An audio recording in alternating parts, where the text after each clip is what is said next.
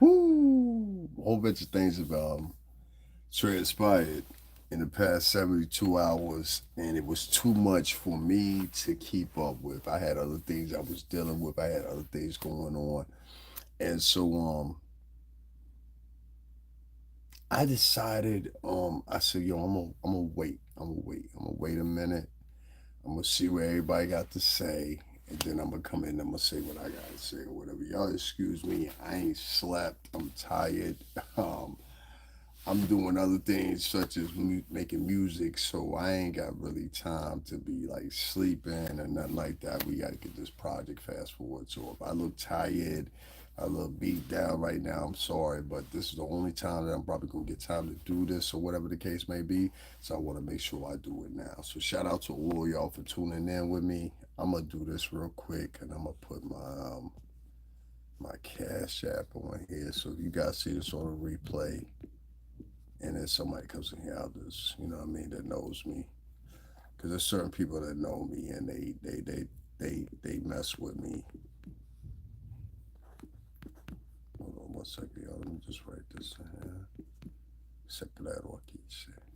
All right, so there's been a whole bunch of stuff said, a whole bunch of people moving around doing videos, stuff like that. And where do I begin? Uh, where do I begin?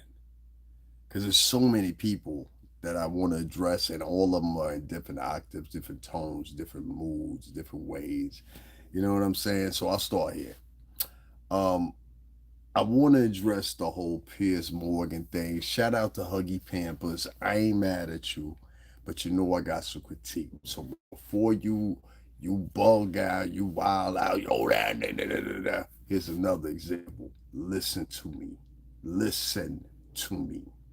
So if anybody know Huggy Pampers, aka Jaguar, right? I'm gonna always call you Huggy Pampers. You know the vibes. You know what I mean? Like we personal now. So take this personal and listen to me. Don't talk. Don't run your mouth.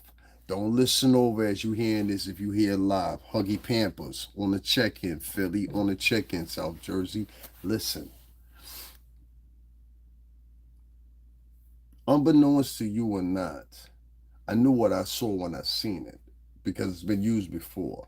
See, they used it back in the times of JFK. They used it back in the times of Nixon. They used it back in the times of Carter. They used it back in the times of Ronald Reagan. They used it back in the times of Bush. They used it back in the times to even take Clinton down. Listen to me very carefully.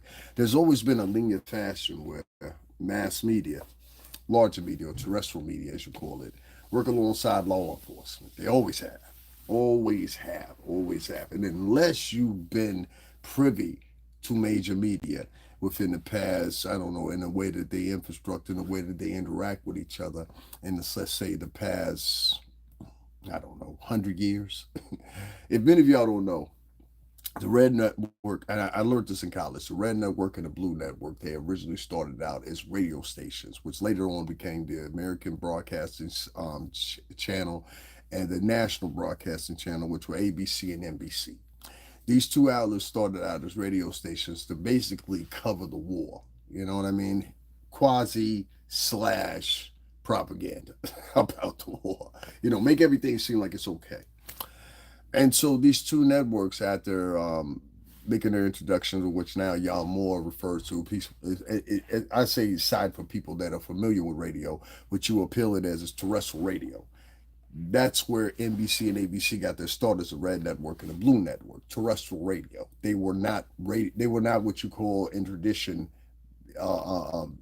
media stations as you know of today. And so these mechanisms, they were always set up as propaganda tools, you know.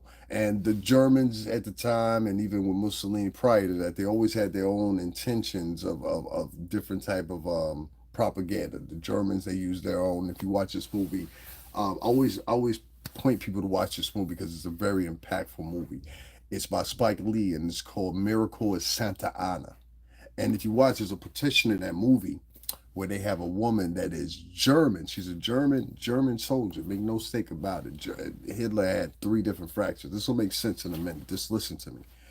And this woman, she would talk over a loudspeaker as the American black soldiers were in the jungle and fought to Italy and Normandy and all these different places. And she would tell them, "Black man, why are you here? This is not your war." This is how it's depicted in the movie too, but this was actually something real that happened. And so what you have now is you have a extremity of it, the pinnacle of it, if you want to say. And so, since media has always been used to interject people as far as criminal lawsuits are concerned, they've been used to interject as far as presidential proceedings are used, but no one see you or not. Media has been used to influence a certain type of thinking pattern or get you accustomed to certain things that you may have not previously 20 years prior been accustomed to or may have not grown up in, especially if you're of that Xennial nature or that Generation X nature that I'm quasi from both. Um, you have to be benevolent to this. And why do I say this? Well, a lot of y'all gonna say, "Well, you long-winded for saying it." No, no, no, no. That's for the people that are not privy. Those are for the people that don't know. You say, "I don't do my part." I do my part. I do my part. You just don't get it.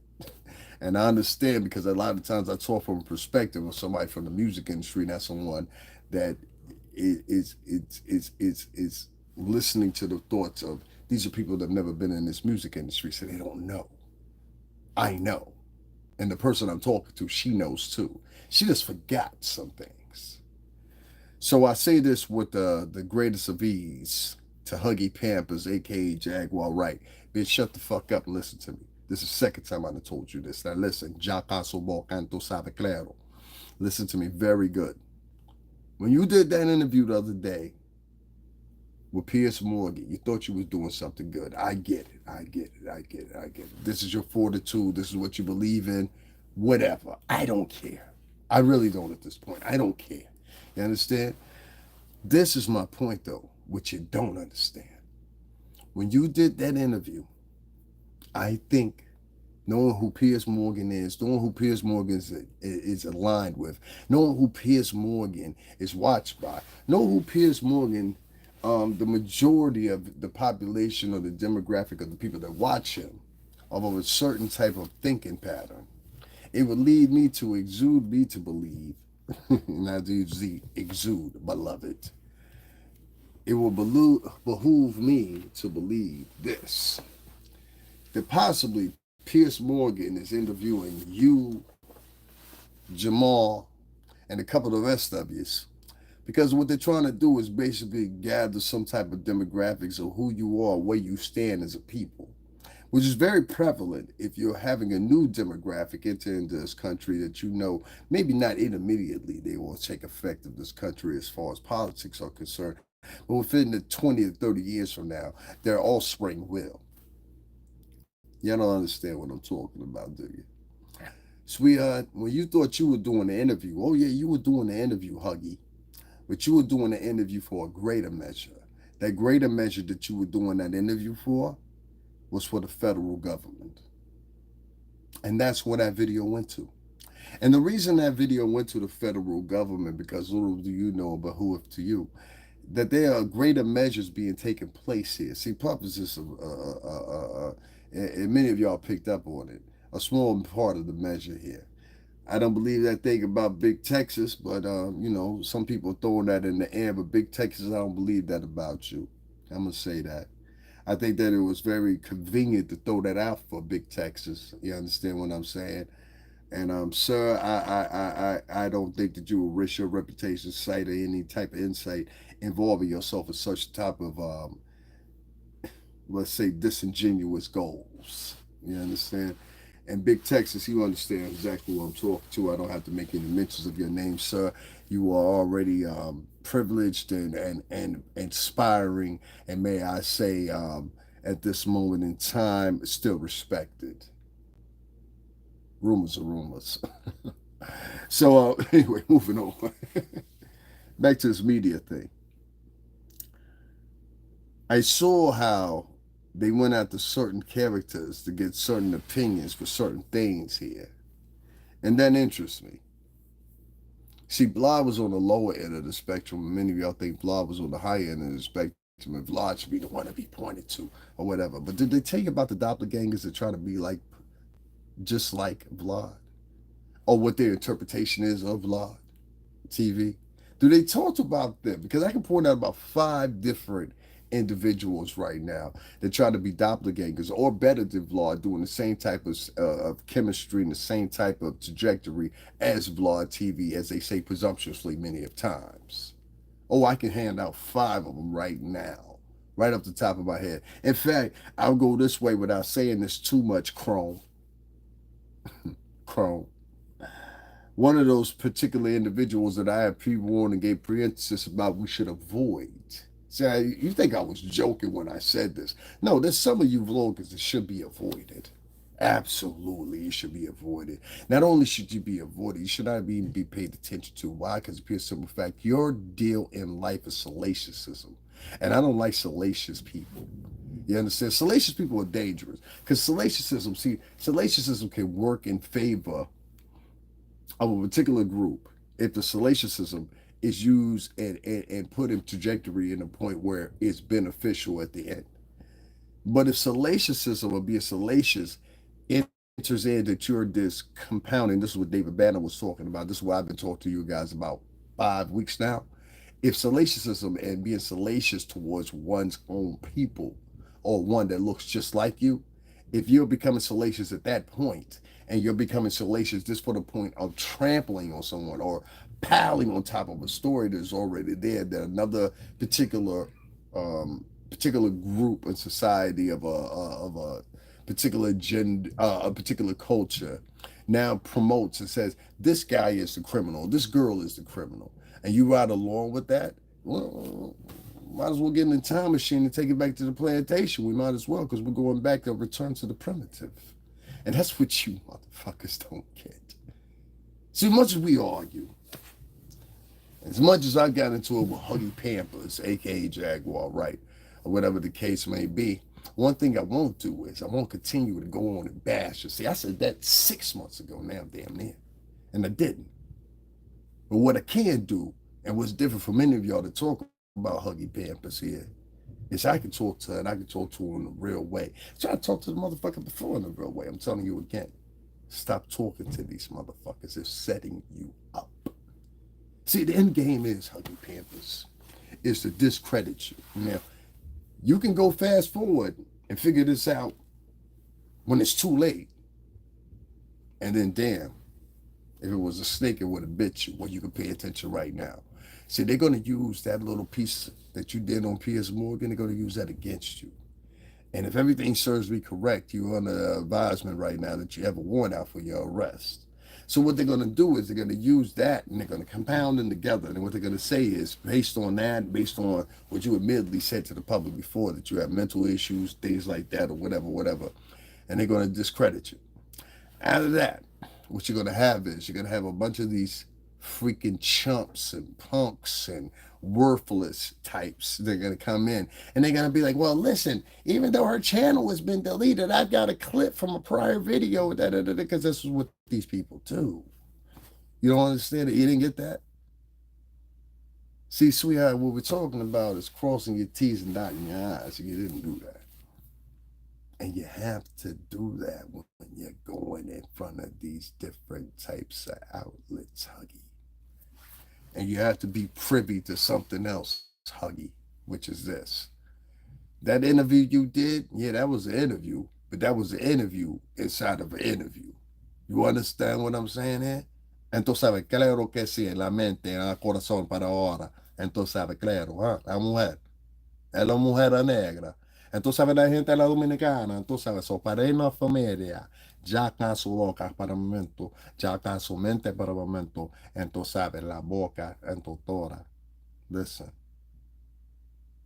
that interview was an interview. That interview is going to be used because of the market that it was in. You didn't pay attention to that because of the market it was in. Don't look for sensationalism. Look for profits. So you were better off sticking with the YouTubers instead of trying to go prime time. When you were trying to go prime time, Huggy, what you had to understand was Jaguar, Wright, who I'm talking about. If y'all know what we're talking about, but I calls her Huggy. What you gotta understand is, mujer, entonces sabe claro, claramente. What you gotta understand is this: that interview was an interview, but it was an interview. And I want you to go back and I want you to listen to it. And you're gonna hear the slick points of where he's trying to ask you certain stuff because he knows that even though he ain't got to do it, he knows at the end game. And don't you think for a freaking moment that's your friend. Don't you think for a freaking moment he's got your best interests in heart. Don't you think for a freaking moment that he's there to help you persuade and alter the truth. He doesn't care. They care about ratings. I work around these people. I'm around these people on a weekly basis. Do you not pay attention to my channel? I'm around these people. I'm talking about people from major media outlets. I'm around them on a weekly basis. I'm trying to tell you they don't care. They care about the story. You see? And how the story can be utilized, whether we can sell the footage, whether we can give the footage to somebody, whether we can lean the footage to somebody, and that feds and the FBI, they know at a higher syndrome that they can go to these so different than the hip hop police. They know we can go to these major outlets. They know they can go to these people that they can base it on your narcissism. And I'm not calling Jaguar Wright a narcissist, but what I'm saying is they know they can go towards your obligations of trying to come out. Let's get this one out of here. This is not about you. This is about her. See, this is the problem. You have people like this that are talking silly stuff. This is a man talking about what my mouth will look like. Back to the subject. The point is, Huggy, pay attention. You got people out here that have their eye on you. I try to warn you. And y'all make sure she gets this. Okay? If you're a fan of hers, even if you don't mess with her, make her aware of what's going on. I tried to warn her about something before, and I watched it just like that. I'm telling you again. Don't fall under this one. Listen to me, Huggy. Listen to me. Ya canso boca por el momento, entonces sabe la mujer. Ya, ese no nos presentala. Este no momento ahí, se entonces sabe. Listen. What they're doing is they're going to use that Piers Morgan interview and they're going to try to get something under it. They're going to pile, as we're speaking, they're piling through it. You got 4 million views on that video. A lot of eyes have seen it. A lot of eyes have seen it. This ain't like the blue couch here. So when you got all those eyes on your Huggy Pampers, aka Jaguar, right? Listen to me. What's happening is you got the law looking at it too. And what the law is doing is they're going through and they're looking at it and they're saying, okay, is there something here? Is there something here? They're trying to make, something stick. And usually that happens when you have cases like when you have a lawyer that says, I got 3,000 people that have contacted me, but we only picking 120 of them. My name is the attorney, Tony Busby, of beloved Texas. Come on down and have a fried Oreo. Se presenta la cabrona ahí, se don't presenta blanco. The fuck? They're trying to use you, Huggy. They're trying to use you. Again. So, I say to you, in the humblest of ways, Philly, South Jersey, bitch, you gonna let these motherfuckers use you? Or you gonna get on the real goddamn chessboard there, huh? Because right now you're being used as a pawn. Now, Queen, you have a choice. You have a choice because it's early in the chess game. So listen to me, Huggy. I'm going to tell you how to win here. You didn't listen to me last time. I'm going to tell you how to win this time. Because some of these motherfuckers, just to be honest with you, I don't like them. I don't like them. I don't like them. Do we have some agreement on some things as far as old times? I mean, of course. I'll tell you, no. But well, right is right and what's right is wrong or whatever. Being a motherfucker like me that's actually done jail time before, I just can't stick by certain shit when I see it. I don't give a fuck if you ain't like me 10 weeks ago. If I had a prior relationship with you and they ain't going that far, I got to offer what I got to offer here.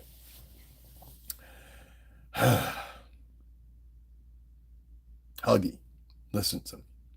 That Piers Morgan interview, yeah, it was good momentarily. Remember when I told you this before? Some things are good momentarily, but in the freaking long run, they'll come back and they'll bite you like a snake. Now, listen to me. This is the way you circumnavigate this stuff, and you listen to me and you apply it, you'll do it because I know what they're doing. You understand what I'm saying? What happened was you had a bunch of chatter boost up over the past year and a half, specifically, more than ever before. Now, I know before you say, well, I had that before, and a little cockiness in you say, well, I had 2.4 million views over here at the Blue Cat. They didn't care about that. Back then, it was still on the Chitlin circuit. You get what I'm saying here? It was still on the Chitlin circuit. You understand? But now, we're not on the Chitlin circuit anymore. You all are. Yeah, now listen, I follow in the tier under you, but a quarter million views for one post ain't bad. You understand what I'm saying? So we tier and we're charting a little bit more than these other horses are out here on the freaking gravel here. Let's say that, right? We're the Clydesdales, they're running wild horses. You know what I mean here? We're Tauruses. Now, if you didn't know, me and Jaguar, right, we're both Tauruses. I'm the 14th, she's the 17th, respectfully, or whatever. I had one vlogger one time, he didn't even understand what was going on. I said, it's a freaking birthday. Remember that guy with the crown on your head? Anyway, listen. What they're trying to do here is they're trying to find anybody that has greater measure and a greater, greater, greater asset towards what you would call cooperation towards the progress of said individual right now under detention. What they're trying to do is do that. This ain't the way you're gonna get back at them because it's gonna backfire. And what you gotta understand is two things. One, I find it a problem, and I found one of his people that came on my channel today, and I took a little nice little screenshot before I blocked him. I one Storm Moreau. You big that freaker up, but do you realize you had two sons? You got one son that's alive right now, and even though I don't like what he's doing, the little boy, don't ever do that again. Don't you ever, ever. I don't care if you get so mad at your mother that you can't stand her, you can't think a thing, think she's done good for you in 10 years. Don't you forget that's your mother. Don't you ever do that to your mother. That's still your mother, Jaguar, right? Don't you ever go to the motherfucking, especially somebody you know that don't like her. Don't you ever go over there and sit there and speak to them. Your father should have taught you that. You won't ever go to the ops and speak to them, no matter what's going on. You keep blood stronger than you keep anything else. You hear me, little boy? You're too articulate and too smart not to know that.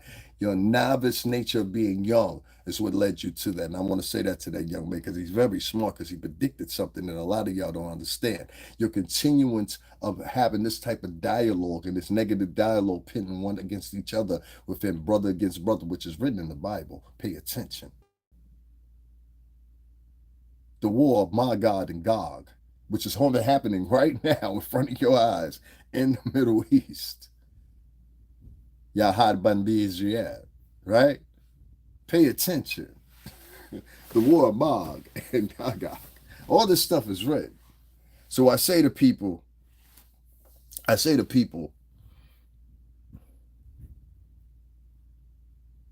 Huggy, they're gonna play you. Now this is how you circumnavigate that shit.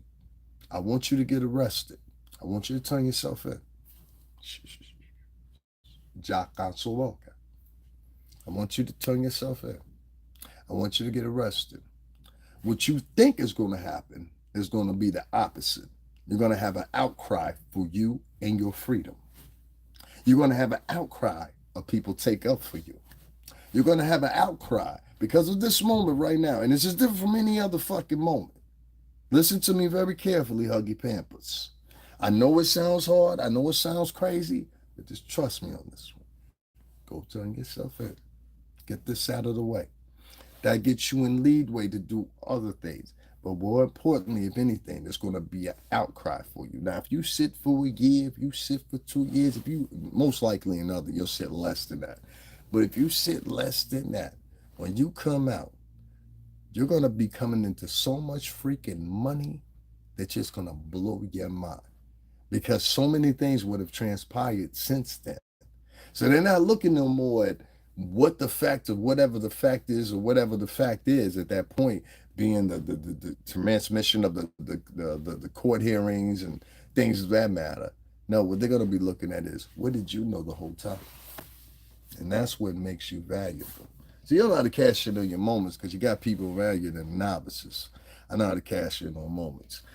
All this thing about the cash apps and all that stuff or whatever, what if they want to donate to me, they donate to me. If they don't donate to me, so what?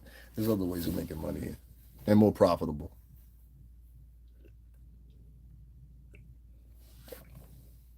The point I'm getting at here is, Huggy, they're going to use that footage that they have of you. And what they're going to do is they're going to dissect it. This is what the federal government's probably been doing for the past day and a half. Because priorly, you have been talking so much. And I told you, I said, Huggy, stop talking. Stop talking. Where you made your further mistake was you started going to other outlets that had also been on this same. Why do you think they went to Lord Jamar? Did you ever think that? Why did they go to Lord Jamar? They went to Lord Jamar because he's still active in social media and he's from that time point. That's why they went to Lord Jamar. He's the most visible. They could have went to Fat Joe. They could have went to dozens of others, but they went to Lord Jamar because of pure simple fact. He goes so far back. And Lord Jamar, I gotta say this, and you better be ready for it. All right, listen to me. I love you, Bubby. I really do. Huh? You understand me here? I love you, kid. But listen here. And I'm calling you kid, man. I'm actually the kid to you. You're at least 7 to 8 years older than me. The point I'm getting at here is this. You are putting yourself in a predicament as well. You know what's gonna come up? Kill all conversations you got to do with one person. And you know who that is, right? You know who that is, Lord Jamar? You got to kill all conversation about that. That is one Clive Davis. Lord Jamar, who was Brand Nubian signed to? Lord Jamar, who was Brand Nubian signed to at one point?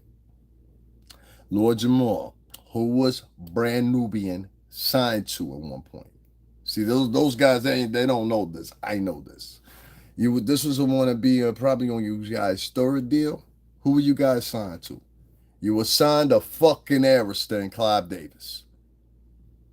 Huh? Now, I'm being fair here. I'm not trying to be a jerk here. I love you, kid. I really do. Your music is on high rotation on my shit, but it's going to fucking come up. You get what I'm saying here? So stop talking about that. Mashallah. Jesus Christ, these fucking guys. They forget. They forgetting. It was signed to Arista Records, weren't you? And they're gonna bring this up, and they're gonna say, "Oh well, you're trying to get your retaliation because you know," and then they're gonna smash you on it, and then everything that you said previously is gonna be invalidated. You understand what I'm saying? Is I'm trying to protect you, guys. I don't know why y'all don't get this. You and Huggy fucking. I don't know why they don't get this. They just don't get this.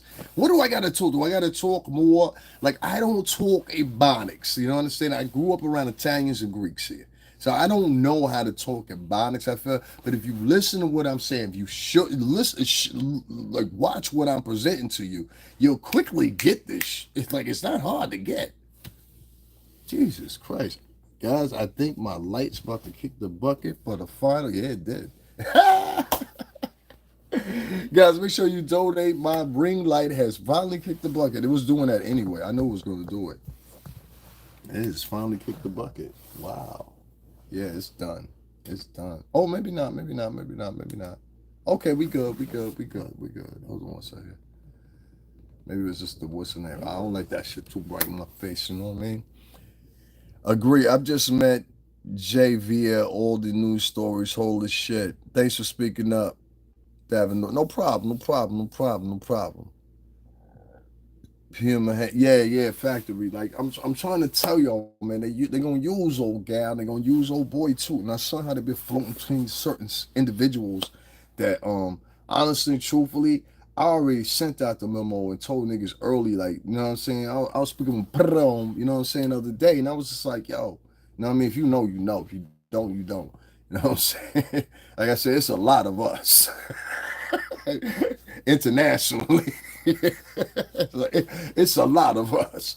But I was showing one of my brethren, and you know what I'm saying, and he was saying the same, kind of pretty much the same thing. And I said, yo, I warned you about that other sucker nigga earlier. I was like, yo, now you get it, right? You know what I'm saying? And that's why I'm glad we got up off there. I was like, I saw over there. I was like, nah, hell no, get him more. I was already texting like, yo, get this nigga off of there. Fuck that. This nigga's a fuck nigga. Agree. I just met G. Oh, all right, I read that. How you doing, man? Glad to see you back at it, man. I'm always at it, man. I got some things coming up for y'all. I got some things coming up for y'all, but like I be telling dudes, like, listen, man. Um, Even though I'm releasing a new project, my new project is like straight trap R&B type shit. Like honestly and truthfully, it's still a what's the name? It's still a venture. I saw Jaguar. She has some new music out. Better, definitely better. Make sure you link with me, Huggy. I got some girls I want to send your way that will complement what you're doing.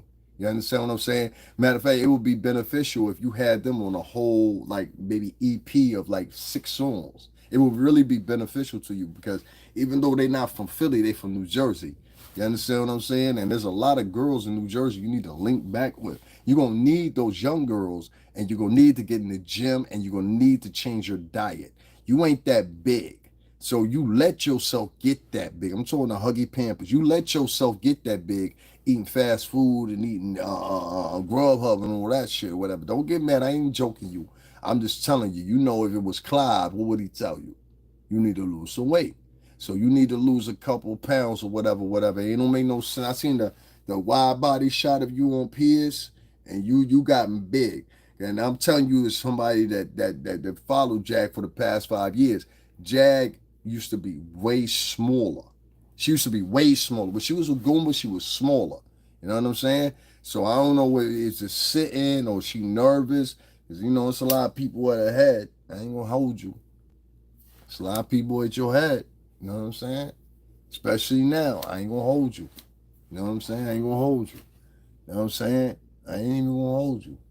But I gave you warning. See, what Huggy Pampers don't look at is go back.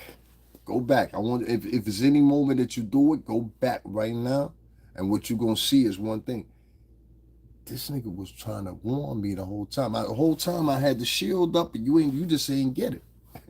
You just ain't get it. How you doing, man? Glad to see you back at it. That's what's up. Yeah, she just ain't get it, man. You know what I'm saying? You just ain't get it. Shout out to Night and Day, man. I fuck with them. That's weird. Like sometimes niggas you be beefing with, you end up be like fucking with. That's like the tightest shit be happening behind shit like that. It really do. Like niggas you be beefing with, you be like, yo, I see what we class. We just real niggas. That's all right. I get it. You know what I mean? It's all right. Crap. I need to cut the sweets. Crap. I need to cut the sweets. All right. That's what's up, baby. That's what's up. Some of my best friends are people I fought with in the past factory. Yo, that shit be like that. Yo, I got a nigga right now. But yo, first time we made a check, we pulled pistols out on each other. I swear to God. And that's my mans. I'm like, yo, how your mom swear? How's your mother? But real talk, like first time I met this nigga, we was pulling out on each other. Like, yo, fuck, you know what I mean? Yo, real. Should be real afterwards. Factory. Because I'm under the contention that like certain people just understand certain other people's vibe. You know what I'm saying? Like I'm black and I'm Cuban, so I like it for me. Like I'm real temperamental. Like I take shit personal, and I let you know when you first meet me. Like yo, listen, bro. Like I know I look like you and everything like that, but I'm black and Cuban. Like I like the way I move is different. Like you know what I'm saying? Like y'all for real. Like when I say I'm gonna get you, what I mean intimately. I may get you. Like, you know what I'm saying? Depending on how I feel that day, and like certain they like. Entonces, ¿sabes? La gente latino, entonces, ¿sabes? Creo claramente, entonces, ¿sabes? Pero esa es la vida, dice, entonces, ¿sabes? Yo no quiero la Valencia, pues yo tiene la cueto, entonces, ¿sabes? Yo tiene la problema. Entonces, ¿sabes? No? So, like, you know what I mean? Like, I'm cool and everything. Like, I'm cool with people. But I just, like, some people just be coming off, like, crazy on this like this online shit, and like I be having to check niggas like, yo, who the fuck you think you talking to? Like in real life, like you know what I do to you, like for real. And like some people they don't get that. Some people that know me they get that. I don't come from no punks. Before the bad boy shit, the bad boy family were no punks. I don't come from no punks. You understand what I'm saying? Like I come from some dudes I come from an era where people say they're gonna do something to you, they gonna do it to you. And what you better be able to look at is watch out if they do it and when they do it. You know what I'm saying? Like it's not a question of if they gonna do it, it's when they gonna do it. You know what I'm saying? And when they pick the location to do it. You know what I mean? Because that could mean a lot too. You know what I'm saying? It can mean a lot different than a nigga catching you in the projects versus the nigga catching you in Madison Square Garden.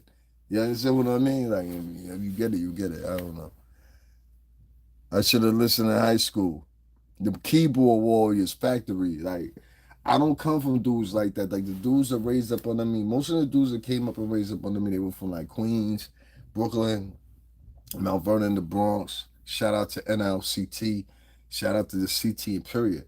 Like I came from some real thorough ass motherfuckers. Niggas that was making the papers and shit like that. Like niggas be talking about crews and shit like that.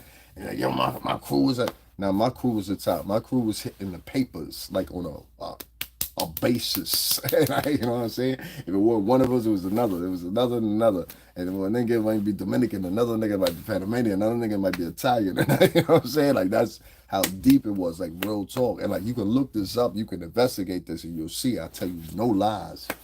We was at the creme of the creme. You know what I'm saying? We was pushing them the cars that y'all talking about. Like niggas be driving used cars, be trying to flick them out, act like they knew. Nah, nigga, that's 2008. That's a 2006. I know how to call them out when I see them. I'll be like, yo, nigga, that's a 2005 Benz. My nigga Amin had that shit the year it came out. You know what I'm saying? Like, you know what I mean? Like, and I really mean that shit. And I can prove the pictures to show you in fact of that. So it's like for me, when I hear certain people talking certain shit, I'd be like, yeah, all right. All right. You know what I'm saying? I'll be on the block to this day. You know what I'm saying? So like it's like for me, and as many of y'all know, you know what I mean? But shout out to all my Dominican niggas, all my Honduran niggas, all my Panamanian niggas. And tú sabes, toda la gente era negro, la negritos. And tú sabes, claro que sí, para la corazón. And tú sabes, Sendoro por vida. I don't like fake niggas. Like and I peep certain shit. I don't give a fuck where it come from. It come from black people, white people, Spanish people, whatever, whatever. Some people make the mistake of that. That Pierce Morgan shit was chuck. I don't give a fuck what nobody say.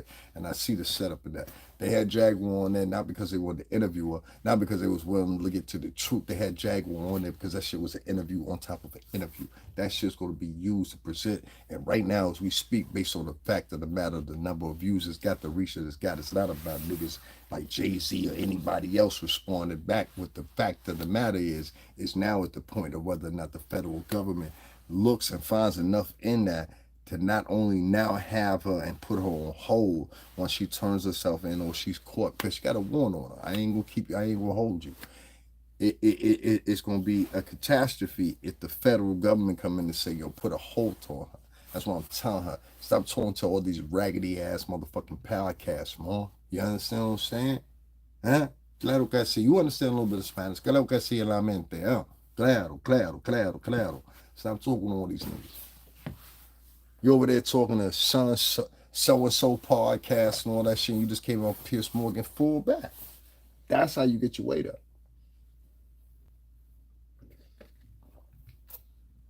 I wish I thought I'd be talking to such and such podcast and I already hit pinnacles for the fourth, fifth time. I even saw my weight go up. These niggas was talking about me ain't seen the amount of numbers I seen on one podcast in a minute. I had 232,000 niggas on my podcast. Nigga, fuck you talking about?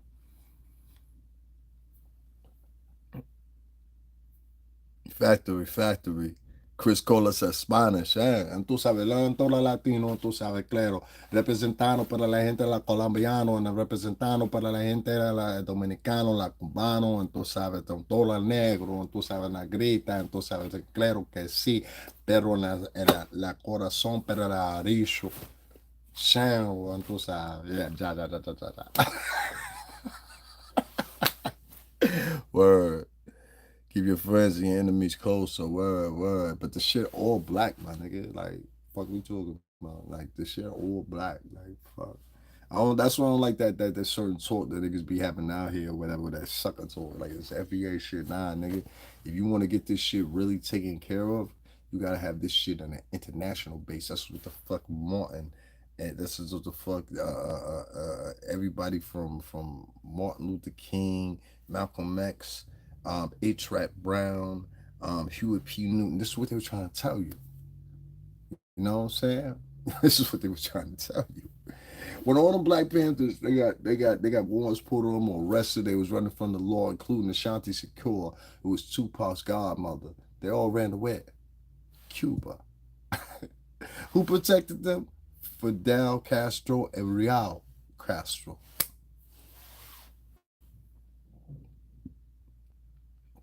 Factory. That's why I try to tell Huggy Pampers. They using that shit. That shit was a lineup. When once I saw her on that, I said, "Oh, that's a lineup." You know what I'm saying? And even though Vlad is family, and I hear niggas regurgitating shit that I said a year and a half ago, niggas love regurgitating shit. I was the one that said, "Yo, Vlad, the DJ, is a nigga I know. He used to come and get the white backs from up at Bad Boy when I was working up there.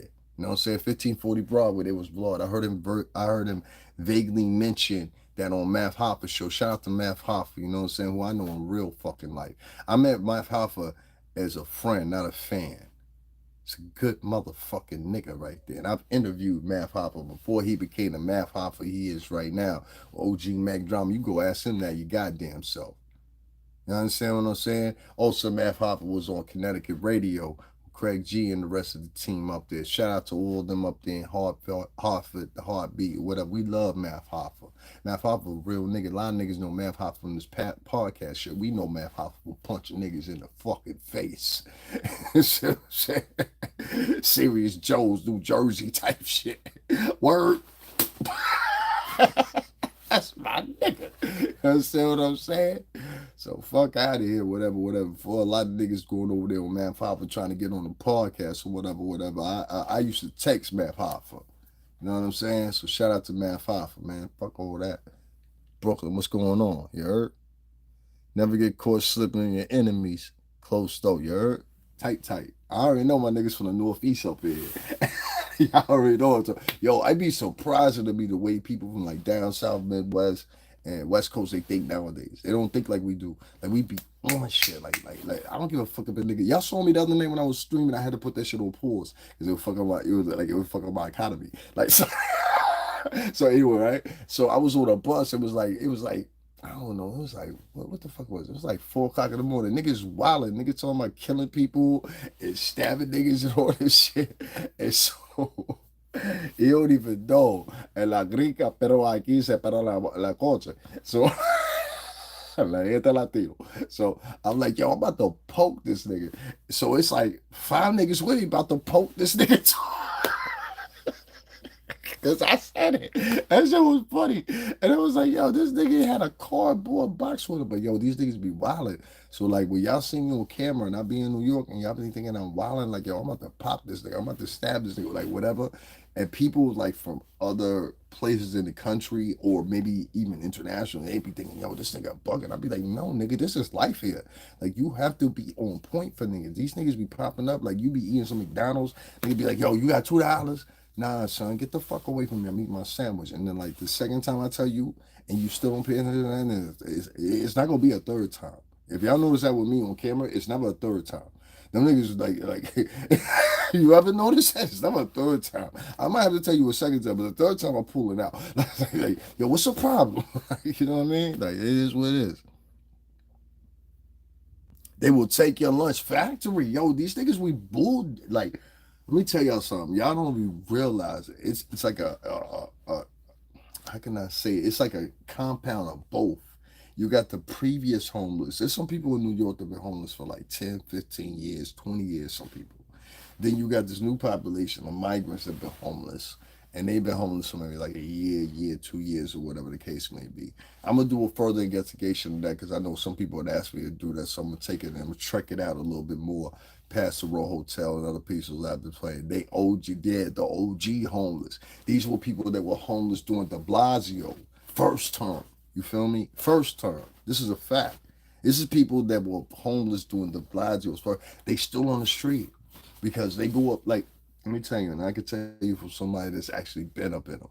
The New York City homeless shelter is like being in like fucking Rikers Island. It is. It's like being on Rikers Island. Niggas is getting stabbed. Niggas is getting cut up. Niggas is getting robbed. Niggas is getting extorted. And if you're not a strong nigga, you not gonna survive. Like, trust me on this. Shout out to me. Shout out to my nigga Bishmi Allah, Eastside, whatever, whatever. Me and this nigga, we put a whole crew together just to combat shit like that. Like, yo, I already see niggas flexing on niggas. I already could peep who the real niggas are. I always had the tenacity to do that. I can go in any scene and put together like 15 niggas just like that. Like, for real. That's my specialty. You know what I'm saying? Like, you don't have to believe me, but I can't. I can put 50, it don't matter what the ethnicity is. I can put them together just like that. Be like, yo, listen, this what you do, this what you do, this what you do. Listen, as long as you do this, we all protecting this. That's what matter, what we protecting. Everything else don't matter. Everything else don't matter. And I learned that from niggas that brought me up. You understand what I'm saying? I didn't come up under no suckers. So like, I know a lot of niggas that be like, yo, you're just a pretty nigga like that. So you ain't gonna do nothing. I. Anyway, long story short, you got a lot of people out here that facilitate stories to y'all that ain't true. I got a lot of people out here that's willing to use you, like in the case of Huggy Pampers, and they had up on Piers Morgan. That was a setup. That's why he had you on the podcast, and he didn't have you on the main channel.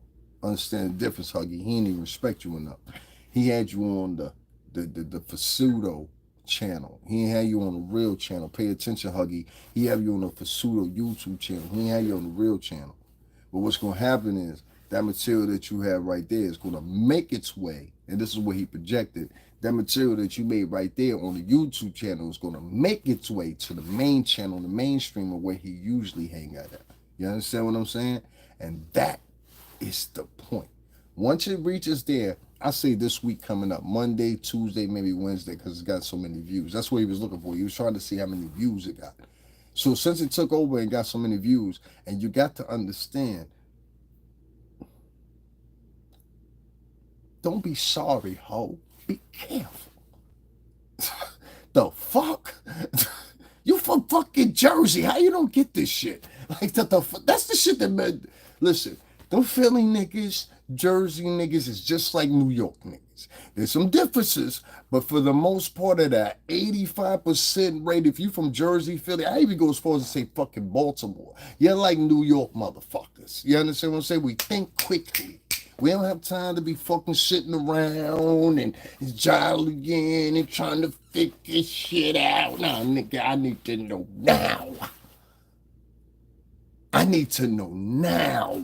In the second. Fuck all this. Before I even went to go talk to this motherfucker, go look at the 20 last videos that he did, and you find out what type of trajectory this motherfucker's on, Huggy Pampers. Listen to me, bitch. God damn. This is shit that fucked me up about her. Because I done told your ass before. Listen. Now, if you're wondering why I'm speaking so much about Jaguar, right? Because unlike you Johnny come lately motherfuckers, me and this hoe go back 5 fucking years. Ask her. The fuck?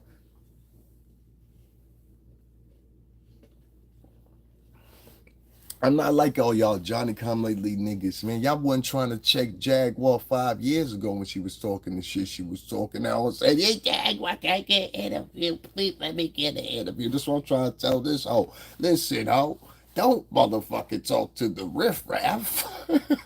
Keep your shit pinnacle. This is the part you forgot. If you've been around Puff, you know this shit. Keep your shit pinnacle. Why you think I took 2 or 3 days off? These niggas don't deserve a nigga. You have to set your value, Huggy. You have to set your value. Your value is very high right now. And what you should have done was you should have rolled on the episode of the fact and not compounding the views and compounding the likes and compound. That shit matters fucking nothing. You've had numbers before. What did that equal out to? You got a video that's sitting right now that's got 1 million views. What did that equal out to monetarily? You get me? That view shit is nothing unless we got these pages monetized. You understand? And what I want you to do, Huggy, I want you to get permission from Piers Morgan. I want you to put that fucking video on your fucking page. Do you understand me here? I want you to put that video on your page. Do you understand me here? Listen, Huggy Pampers, put the fucking video on your page. Not now, right now.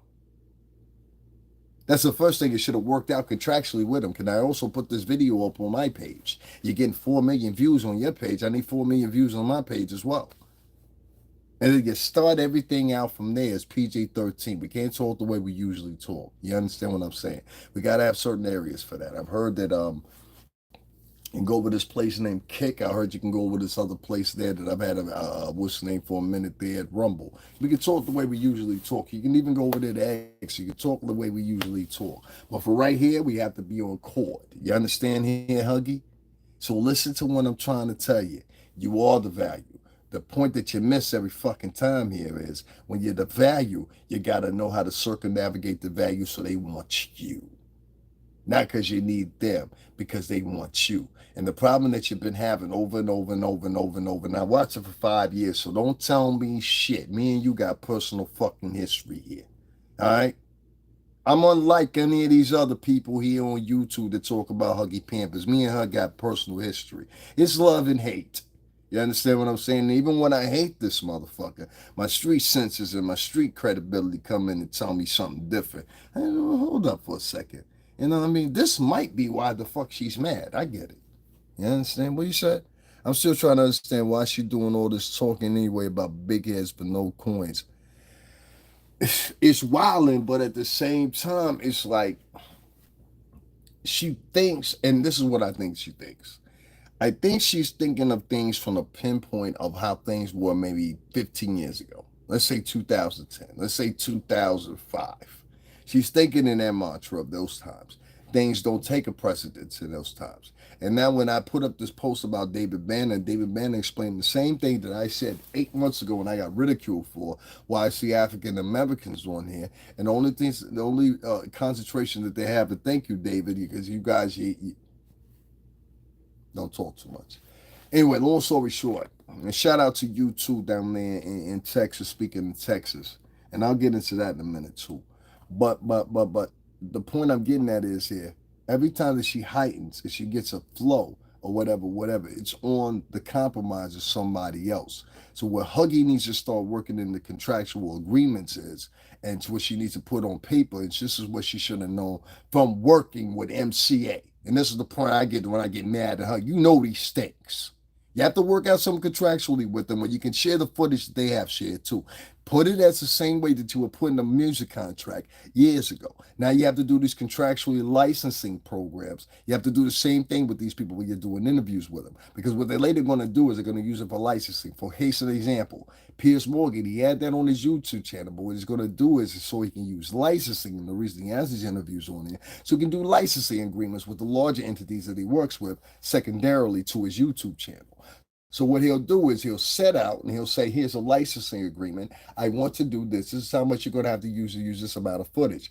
Mindful of this. They exclude you from the deal and you proceed, you get any residuals of none because of pure simple fact you didn't proudly have a consensual agreement with him based on the fact that potentially somebody could license out this footage or whatever. This is what you ain't covering, Huggy Pampers. This is why I try to tell you, gal, stop paying attention to the likes and the views. That shit don't matter no more.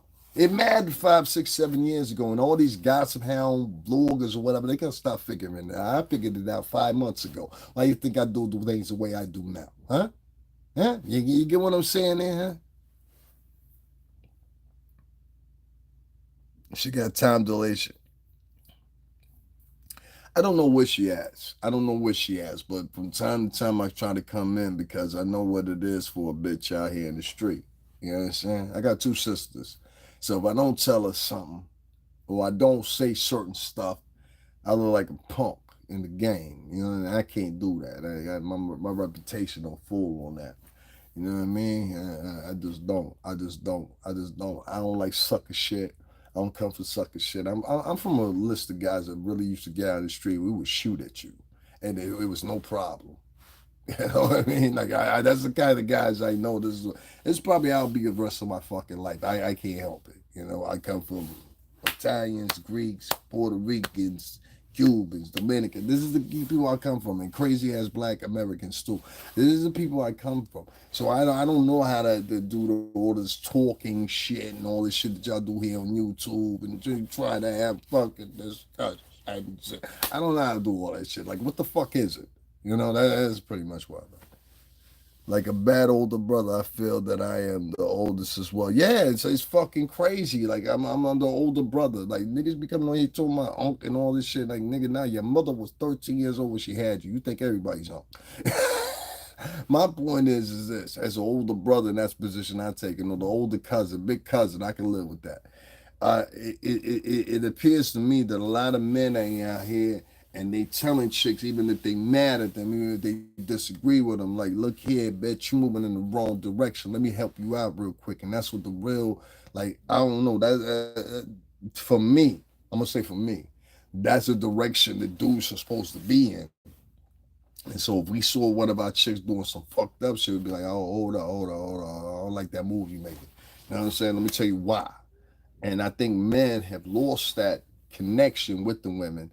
And I think a lot of it doesn't have to do with the men. It has to do with bad representation of men that have been out here. And it also has to do with bad representation of women that have been out here. You have a lot of women out here that are claiming victim and claiming crybaby or whatever, and never asking their mama this question. Well, mama, what type of nigga were you fucking? Is that fair? Mama, were you ever married? Mama, I got three other siblings, and all three of them got different fathers. Mama, what kind of sample were you setting out here? You know, and I know that hurts a lot of women's hearts and everything like that. But the reality is this, B, that's a setup. That's a setup. So we got a lot of men out here that grew up in homes where, mama had a lot of sisters. You know what I'm saying? He had sisters and aunties or whatever. I grew up in a household where it was always men around me. You know what I'm saying? And even when I ventured out and I got on my own, it was always real G's around me. Like, I look back at it, I was like 19, 18, 17. I had dudes around me that were like 35, 40, 45 years old because I'm basing this on the age they are now. I know some OGs that are real OG. Like an OG to me, like if you 58 plus, that's an OG. You know what I'm saying? Anything under 55, you a young OG. You know what I'm saying? You could be a young OG or whatever, but I definitely ain't. Unc is like the nigga that like I can't get no J no more, whatever. Nigga, I'm still out here fucking bitches 28 through 35. You know what I'm saying? I'm gonna keep it a buck with you. I ain't even gonna hold you. You know what I'm saying? And it's been nice. I can get chicks that are 23, 24. It just matter. But it's just like, like I don't this new path that y'all niggas is taking. And y'all exclusively just bashing down your own people, I ain't with that. I ain't with that. I ain't with that. I ain't with that. I shared a video just a little while ago. I gotta get on the Lord Jamar thing now. Because Lord Jamar, I love you. We love you. You know that, nigga. You know that behind anything.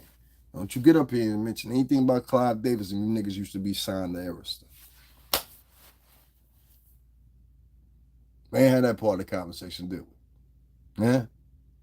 Don't you say nothing about Clive Davis and you and Brand Nubian used to be signed to Arista. See, I know how to look for shit that these other niggas don't know how to look for. You know that and I know that. I was part of the music industry in a real way. Stop saying stuff about Clive Davis in a negative way. You better off saying nothing. Because you were signed to Arista. And not as an individual, but as a group. You took that deal. Am I right or wrong, Lord Jamal? Respectfully. Not to embarrass you or nothing like that. It's a point of this, what I'm saying. Lord Jamal made some mentions, or he made some snickles when Clive Davis was mentioned in that Jaguar Wright interview. But what you didn't make an admission to Jaguar Wright was a pure simple fact of a couple of things. One, the one admission you didn't make to Jaguar Wright that's formerly 3 years prior, you had interviewed Talib Kweli and wanted to get Talib Kweli's position on what you thought. Huggy Pampers, you get a chance, just put that in. The God podcast, that shit gonna come right the fuck up. You heard? That shit gonna come right the fuck up, Huggy. So, you know what I'm saying? He interviewed Talib Kweli, and Talib Kweli gave a great dissertation on what he thought of Huggy Pampers at the time, 3 years ago. Is that right? Am I lying, Jamar? All right. Second thing is, you allowed Talib Kweli to come in a second time and give his motherfucking advice and give his motherfucking opinion on her at the time. Now, I've been around Talib Kweli just recently as of summer, so y'all know that ain't the issue. You understand what I'm saying? But the fact remains, that's what this channel was. So we don't front and act like you just became privy of who Chick was, because that ain't the case, Playboy. You knew who this bitch was. You understand what I'm saying? You know who she was for like 3 years. Huggy, you know I ain't disrespecting you. You know that's just how I talk. But you know who the fuck she was. Is that fair? All right, cool. So everybody know who Huggy is. You understand what I'm saying? Fast forward to 2024, niggas is pretending like they don't know who Huggy is. When you had 3 years to interview Huggy and get her motherfucking opinion on what's going on, and you said nothing. Yeah, and still, as of 3 years ago, you interviewed Talib Kweli on his experience and what his opinion was. So at that 3 years ago, should it be fair to say that you should have interviewed Huggy Pampers at the same time? Hmm? ¿Qué pasó contigo, Ano Negro? No sé nada, huh? Yeah. DW's son needs to read the Bible, honor thy mother and father. Let me tell you something about Jaguar Wright, son. He a young boy. When you're a young boy, you make a lot of mistakes. I made a mistake like that before too. I chose I chose a chick over my mom one time and one time only, because at that time me and my mother were arguing. Do I regret it? Absolutely. You understand what I'm saying? But the point is, that boy is hurt. And Huggy Pampers got to figure that out. But that's for Huggy Pampers to figure out. That's what a lot of people don't understand. That's her son. That's her son. So if you said something about my son or gave some critique about my son or whatever, my utmost duty at that point is to find out where the fuck you live. And find out everybody that's close to you. And find out where your mother's origins may be from. And she's from this town or whatever. We'll go down there and see some of them. You know? Yeah, that's my mechanism. That's the way I operate. I don't give a fuck about you. Once you say something about my family and my kids or whatever, all bets are off. Fuck you and fuck everybody you know. Huh? I don't give a fucking flying fuck about you. Now, once you do that, and you talk something about my kid, as I saw her do before, she pulled up, as us Tauruses do. She pulled up in I think it was Atlanta at the time. She pulled up on Tasha K. That's what Huggy did. I remember Huggy did that. Y'all don't know nothing about no Huggy Pampers. These motherfuckers don't know nothing about no fucking Huggy Pampers. I even say that nigga with the crown on his head. He would say the same fucking words. These niggas don't know nothing about no fucking Huggy Pampers. You know what I'm saying? For real. These niggas don't know nothing about no Huggy Pampers. That nigga with the crown on his head would say the same thing. It's go time at that point. Your factory, you can lose a lot. You could be a lot of setbacks. Facts. Talk about my kid or my mother, there can be a lot of setbacks. And depending on who you are, depending on the distance between when I get you.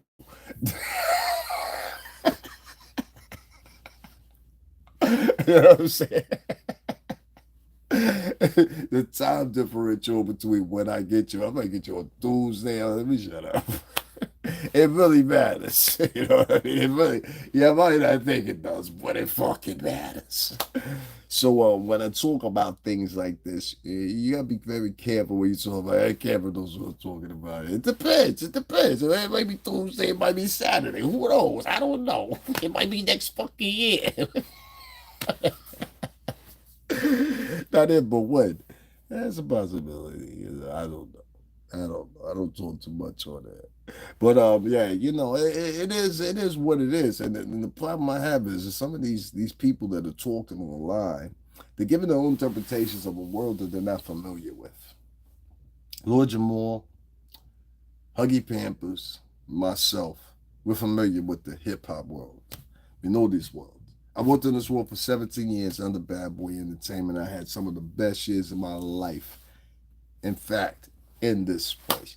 There's a lot of times that will not be duplicated. I swear to God, I wish y'all would know what it's like to be in speed and what it's like to be in a tunnel, what it's like to be in limelight, what it's like to be in exit and the club is popping and everybody's dancing and there's drinks spilling and niggas is in co-ed back. I wish to God y'all would have the experience. I wish to God y'all have the experience of pulling up on Canal Street and seeing DJ Clinton Sparks or seeing DJ Envy or seeing DJ Clue or seeing all these DJs dropping off their product to the bootleggers to get it out there in the street. I wish y'all would see and have the experience of people being on that same streets on Canal Street, seeing the rappers drop this shit, including Bootsy, including a Red Cafe, including a lot of these people that got their start off Canal Street. If you want to talk about one particular rapper in particular that got his start off Canal Street, would definitely be French Montana with the Cocaine City DVDs. Shout out to Fendi.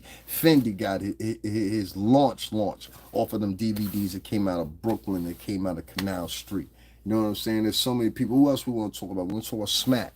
You know what I'm saying? Straight street shit. Smack couldn't have been who he was right now if it wasn't for those videos on Canal Street. The first time I found out about David Icke or Alex Jones was on Canal Street on a VHS tape that the Ox sent me. You understand what I'm saying? I'm not talking about the Arab Ox, I'm talking about the Black Ox. You understand? This is fact. So, you know, when I see a lot of niggas when it is just like barely 10 years later, and niggas is sitting online, they talking about, yeah, I hope they get locked up. I hope they get locked up. What about Origin, nigga? If you sitting up there and you that quick within 10 years to switch around and talk about, yo, I hope this nigga get locked up. I hope this nigga get locked up. I hope he get jail time. Yo, we should find this nigga, just that on the third, whatever. Think back for a minute. And maybe some of them times we thought, yo, I think this nigga might have told on us 10 years ago. Or I think this nigga might have snitched on us 15 years ago. This is probably the same nigga, but he's now feeling comfortable because he's in an era where he could talk like that. Well, 10, 15 years ago, if you would have talked like that to us around us, it would have been curtain, son. Thank people. The suckers is revealing themselves right now. And the only thing you got to do is just sit back and let them reveal themselves. I'm trying to tell you, I told you this time was going to come, but I tell you, see, people will judge me and they'll be like, yo, you down there, da, da, da, da. I said, I need the preponderance of the evidence or whatever the case may be for Puff, and then I can speak on other things and further measure than what I'm speaking on right now. But right now, the thing we got going for us is 2 bail hearings. We ain't started the trial. We ain't been implemented with no evidence or whatever. And as it goes and time progresses, I will claim as so as such. But as of right now, and I've done in the past, I made 2 videos right now condemning what I saw in that Cassie video for y'all who don't know. You know what I mean? I ain't with that shit. You know what I'm saying? I don't give a fuck what she was doing. You know what I'm saying? I don't give a fuck. Unless she was doing something that caused bodily harm, like she was shooting at a nigga, stabbing at a nigga, something like that, I'd be like, all right, knock that bitch out.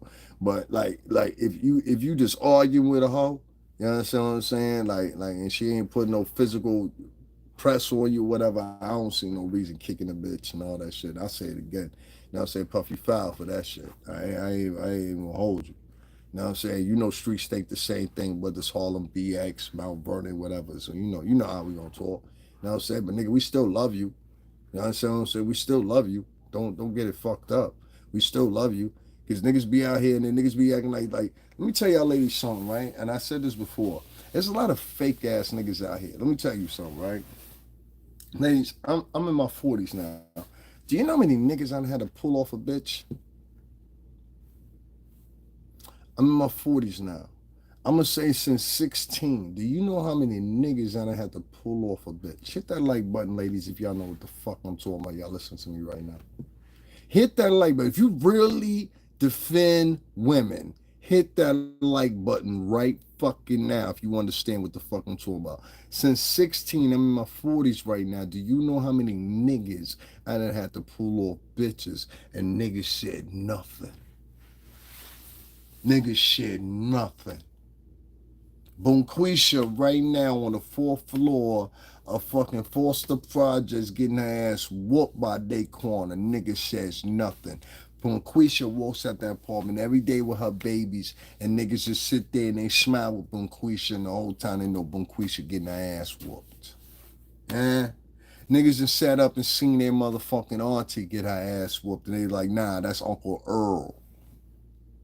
That's Uncle Earl. If Uncle Earl doing that, he got a reason. Plus, Uncle Earl bought my nephew that PlayStation 5 this fall. That's why I put all PlayStation 5s in there in my fucking category for products or whatever. So you get your Uncle Earl to buy your niece, your nephew, your son, or your daughter, your grandma, your granddaughter, your grandson, something for this holiday season. You understand? The fuck these niggas talking about? These niggas think niggas are stupid. You think I'm stupid? Huh? You think I'm stupid? Ladies, listen to me. You got a whole bunch of mixture of simps, suckers, punks, and niggas looking for dates in the midst of y'all and y'all advocacies. And y'all ladies got to start paying attention to it. I ain't saying y'all dumb. I'm just saying don't be sorry, ho. Be careful. You understand what I'm saying? Because ultimately, I love you bitches. I really do. You understand what I'm saying? And my preference, I love a dark skin. I love a chocolate motherfucker. I had a baby by a chocolate Haitian motherfucker. You understand what I'm saying? I had not too long ago a chocolate Haitian motherfucker that I was previously dating. I love a chocolate black. I'm talking about this motherfucker. Excuse my friends. She looked like this Haitian motherfucker looked like a fucking black angel. I don't. That's the best way I can explain it. If there was any such thing as a dark skinned angel, this motherfucker was it. You know what I'm saying? And I had the privilege of having a baby by her, and even though our baby didn't make it, I wanted to be known that my black and Cuban ass had a baby by a black woman. Eh? Já cansou boca, não sei nada mais. Você também ninguém é isso. My point is, I've always taken up for women. I re-uploaded a video today that I showed or whatever, whatever. Yeah, so many don't. But thank you very much, Anika. But so many don't. So many don't. You'd be surprised. And on a day-to-day basis of my life, I have so many fronts I have to come against. And I know you ladies do too. But I have but no one's to you or not, even though Latinos recognize me as like automatically. Like anybody that hangs with me, y'all know that. So like, but I always have a problem with like light skinned Latinos, even though they recognize you got Latino in you, they'll still try to act funny. And like they'll say it in Spanish, and they want you to know that they're saying it in Spanish. Yeah. But la gente la negro Latino, tú sabes creer la mente ahí. And so, like, you have that type. Then you have white men that are racist. Then you have white women that are racist. Then you have black women, believe it or not, that are semi like misandrous. I wouldn't even call them racist. They're just like misandrous. They don't like men. That's why they come up. But it's a certain percentage of them. It's not all of them, of course not. That's ridiculous. And then you have a certain set of Latina women that are exactly the same. And many of y'all know what I'm talking about. And there's many Latina women that I don't like that they'll go and they'll date because the nigga's light skinned, but the nigga's light skinned and the nigga dresses like a black dude. He has chains like a black dude. He tries to use slang like a black dude, a black American dude. He got braids in his hair like a black American dude. And I'm like, well, why the fuck don't you just date a black American dude? You know what I'm saying? Like that should be like confusing to me. My thing with Diddy is all the bodies they got attached to him. That's why they really investigating and putting on the South track. Now that's not really it at all. Um, Let me tell you something, right? Let me give you an example of something. And who's that, Denise? Let me talk to you for a second, Denise, because and ain't no disrespect to it. Denise, let me ask you a question. How many hoes you know right now on OnlyFans? Or you know of on OnlyFans? And you ain't got to personally know, but how many hoes you come across they got an OnlyFans link? On Twitter, Instagram specifically. How many hoes you know got an OnlyFans link? Watch this. How many hoes have you seen in the past year? I ain't talking about the ladies. I ain't talking about the college graduates. I ain't talking about ladies that's, entering their last year, whatever, three. Three hoes. That's three too many. So, three hoes has got that, right? I'm glad that, see, that's what I like about Denise W. already. I like a woman like that. See, I noticed I called her a woman. I said how many hoes she know. I called her a woman. I said how many hoes she know. We have to differentiate this shit. The Honorable Elijah Muhammad and it spoke about this before in the movie Malcolm X. Women are turning to wayward ways. Y'all don't remember that part in the movie? Huh? You got to pay attention here. She Cameron said shit damn near everywhere. But she said she know three hoes that got OnlyFans. Now, technically speaking, that's selling the J. Whether you charging that $6.95 a month for a motherfucker to come in there and peep and look and see what you got for your goods, and whether he stays the next month or not, depending on your material, I'm guessing, right? But what y'all gotta understand is on regular social media, a lot of these chicks will have what you call a link tree, right? And what a link tree is basically these chicks will have like 6 or 7 buyers. So they all be on OnlyFans, they on Just Fansly, they on like 3, 4 other different websites and the same material. Sometimes exactly the same material. Like it's on OnlyFans, it's on Fansly, it's on I forgot what the third one is. It's another one too, but these are like the three top ones. And these girls will have this stuff on there, right?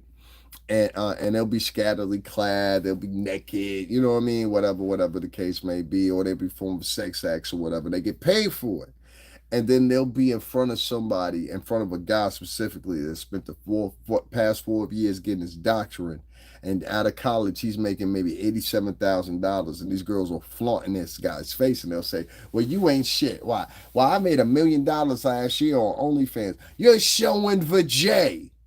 I'm a doctor. I'm out here saving vajays. I'm a gynecologist."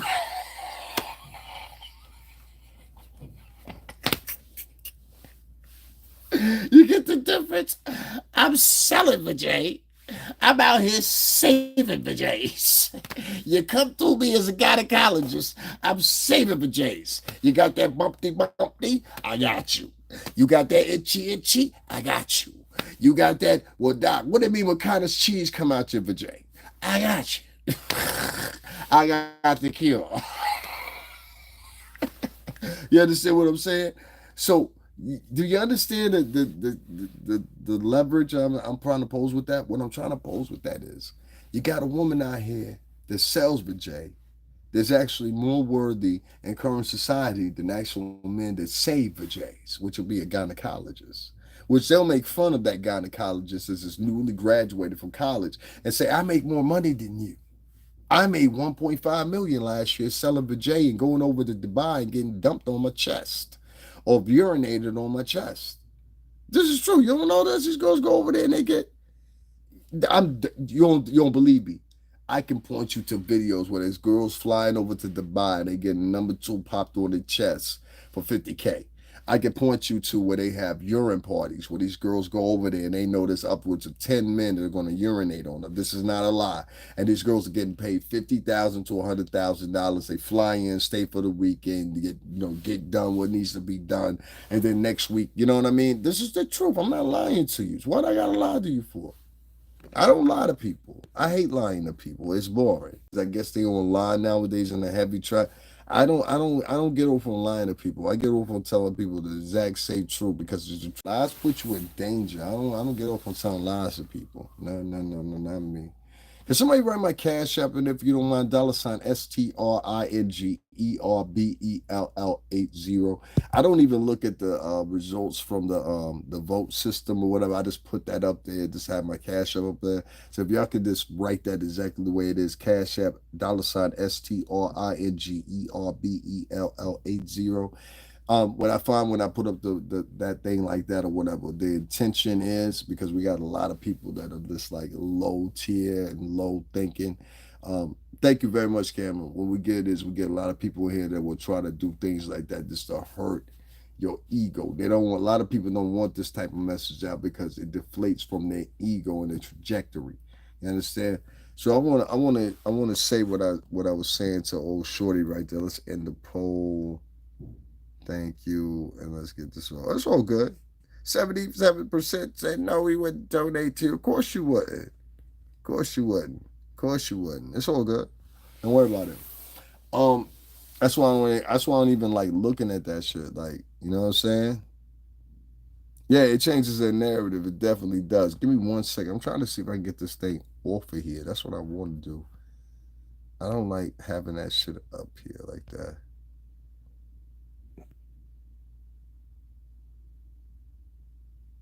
Oh, okay, I got it. I got it. Give me a second, guys. I'm trying to end something right here. Okay, here we go. Got you.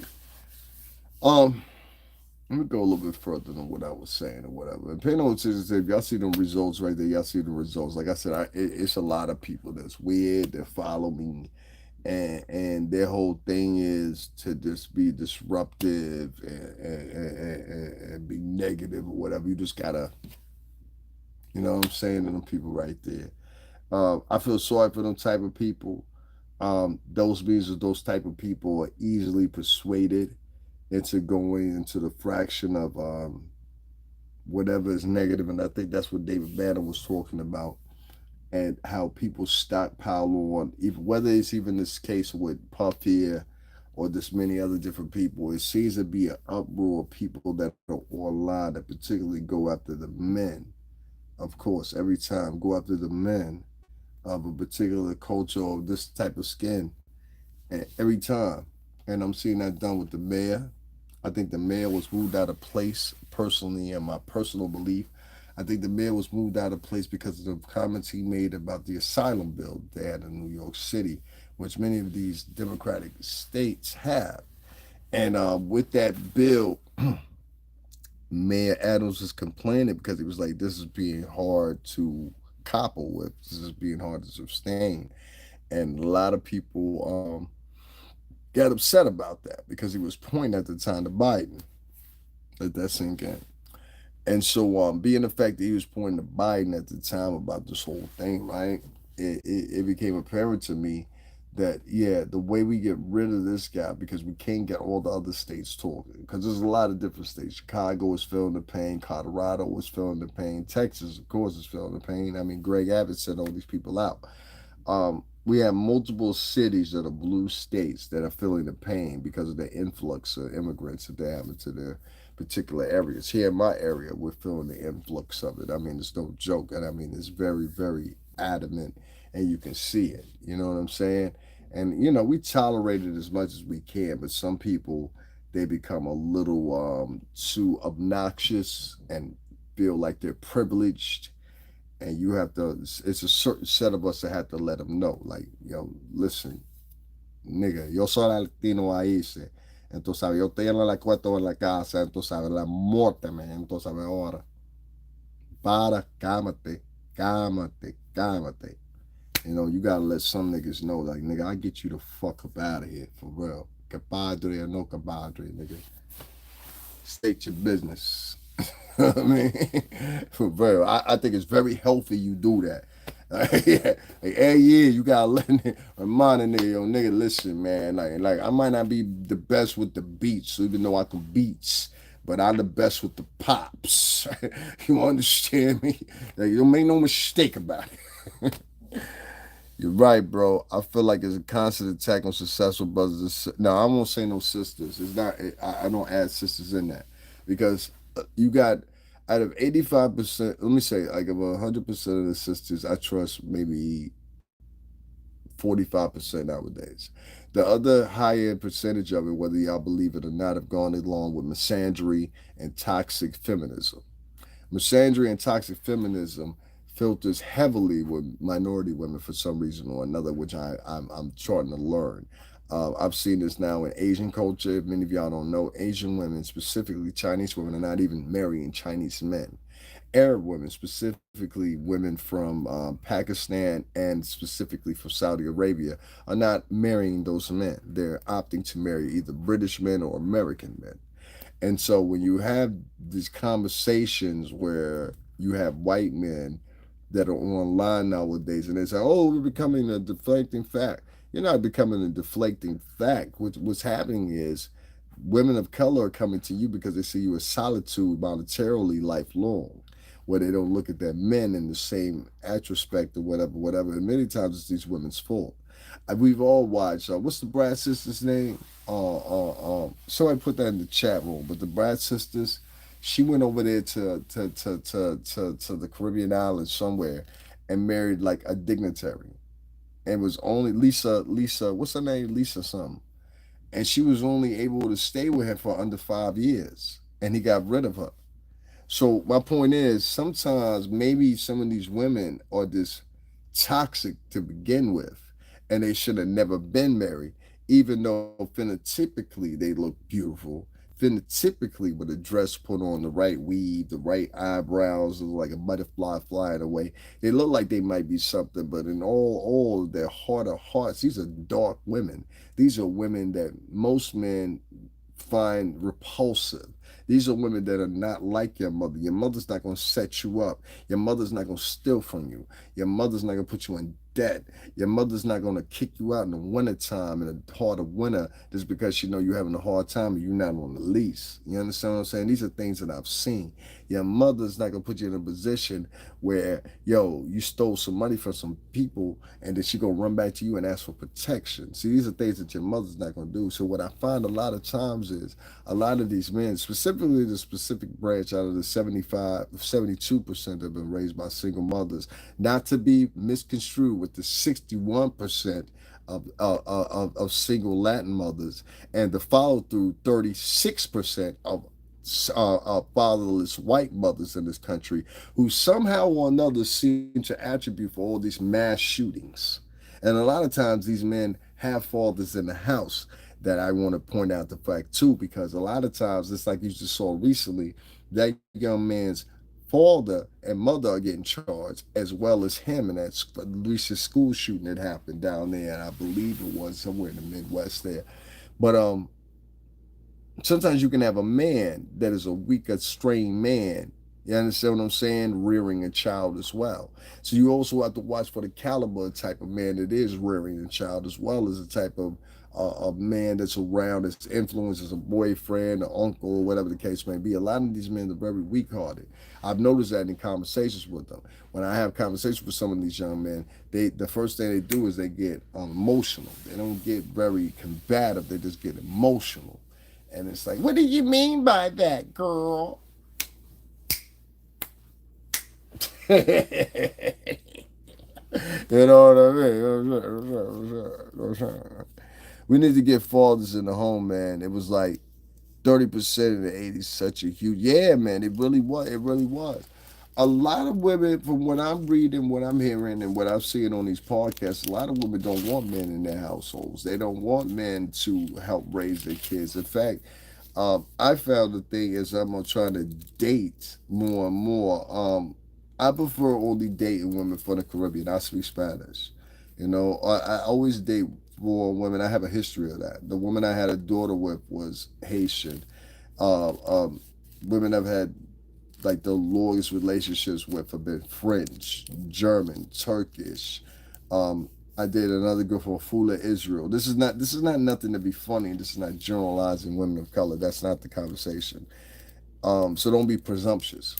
What I'm saying is a lot of women of color. What I found nowadays, and if you use examples of Janet Jackson, like I found it funny, Janet Jackson that made the comment about Kamala Harris, when in fact you were just like Kamala Harris. You went over to one of these foreign countries, and I want to say it's Dubai, married that prince, no, Saudi Arabia, married that prince or whatever, had a baby by him, and that was the first baby you had on your own at 50 something.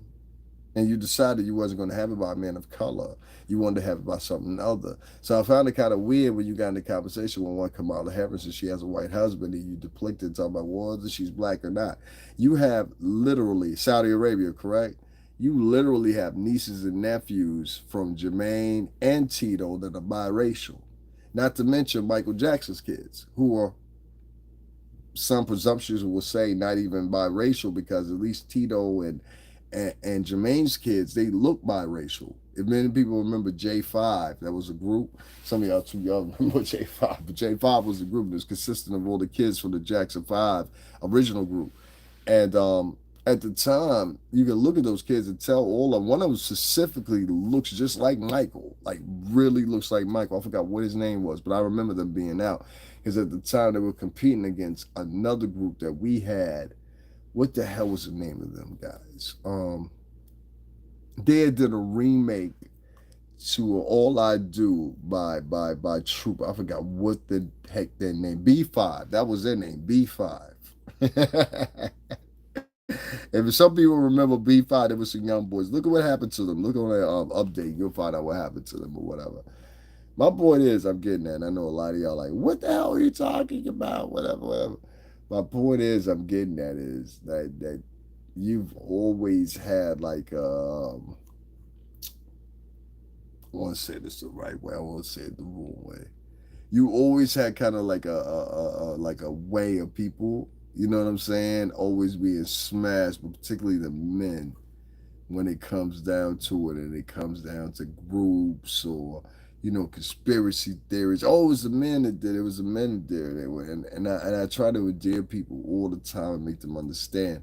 A lot of this stuff that we're talking about right now, yeah, out here talking shit. A lot of this shit that we're talking about right now happened in 2001 through 2008, 10, 13, or whatever, whatever. And Lord Jamar and Huggy Pam was going to know both. And this is the part that they leave out of the conversation. It was a whole different environment. And especially the environment that Lord Jamar come from, it was really a different environment. See, a lot of people leave out of that Hotep. Y'all ever heard of the Hotep hoes? Y'all ain't never heard of that? Oh, right, that's something for niggas on 125th Street or something, right? All right, so listen, right? Hotep hoes. So let me put y'all on.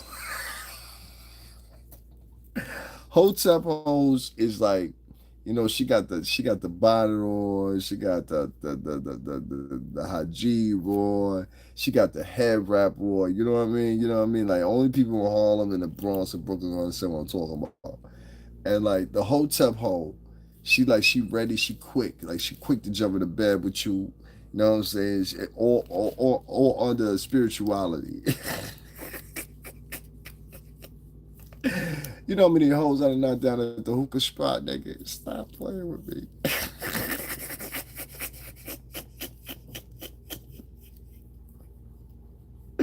Ooh, time way, ooh. You know what I'm saying? Type shit. I'm dead serious. Like, what the fuck we lying for?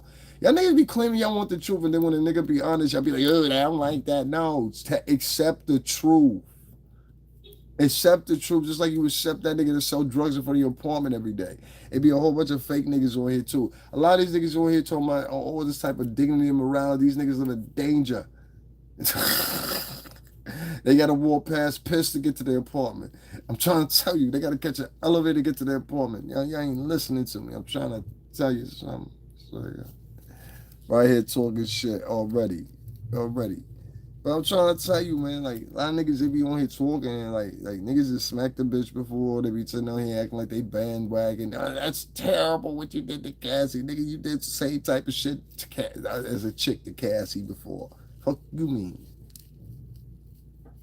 Be a lot of niggas on here is hypocrites. A lot of chicks on here is hypocrites too. And some hoes on here right now that have spent the past 5 or 10 years getting smacked the fuck around.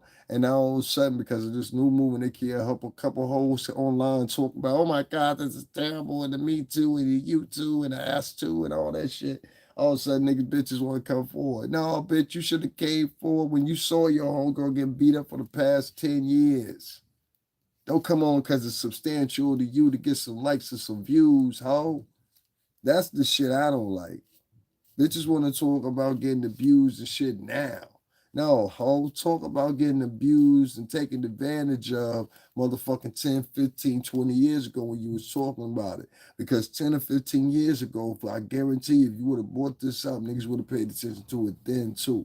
You're bringing attention to it now because the shit is floating in the motherfucking vlogosphere, and I'm tired of niggas using that, including men.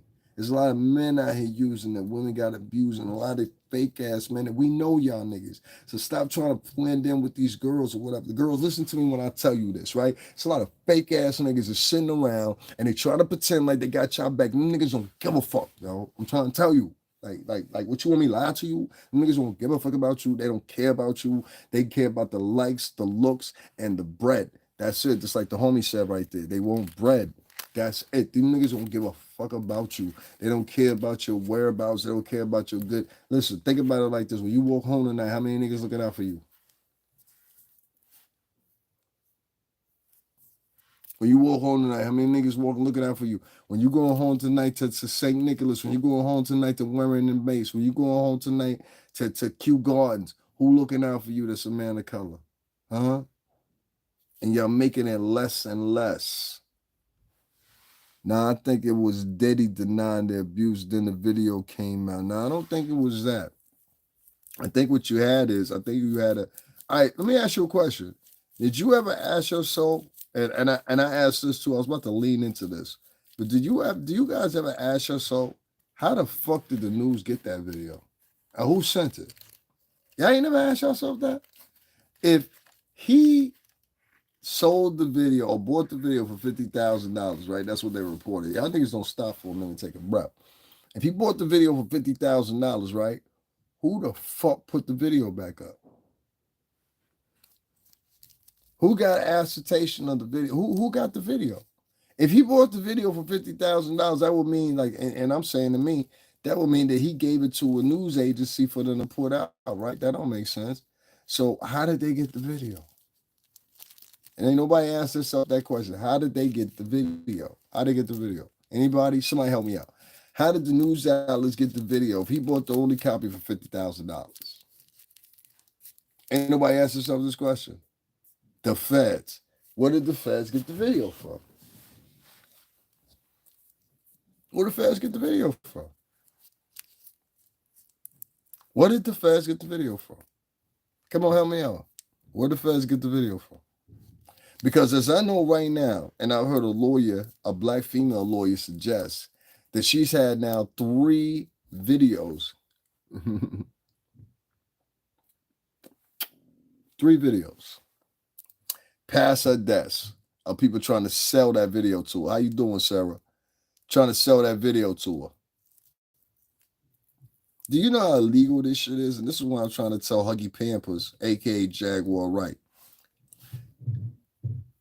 And I say this plain because you know we from the Northeast, all right? Bitch, you gonna help him win the case. And all you motherfuckers is online. Y'all don't think so because a lot of y'all ain't familiar with the judicial system. They're gonna help him win the case. See, I'm gonna tell you what's gonna happen. And I'm gonna spread this, so you heard it from me first. What's gonna happen is there's gonna be so many of you vloggers that get involved in this case. It's gonna be the same thing when I was covering the Jonathan Majors case. I put in before, and I told y'all before, his lawyer Priya. She made sure, and I was in the courtroom, and I was sitting in the court, not outside the court, but in the court. I also went after that. This is the first day Jonathan Majors was on trial. And they were picking the jury system and everything else, you know, and missing things to the court or whatever that they were going to make admissible. And I remember, excuse me, I remember at the time, I remember she said, we want to limit internet interaction with this case, which I don't think happened. And so what you do is now you got the same situation with Puff. There's so much internet interaction, you know, motherfuckers going out making videos, how they feel or whatever. I want y'all to continue to do that. Matter of fact, y'all helping out like a motherfucker. I want y'all to keep talking. Jamar, don't make no mistake about keep talking. I need y'all niggas to keep talking.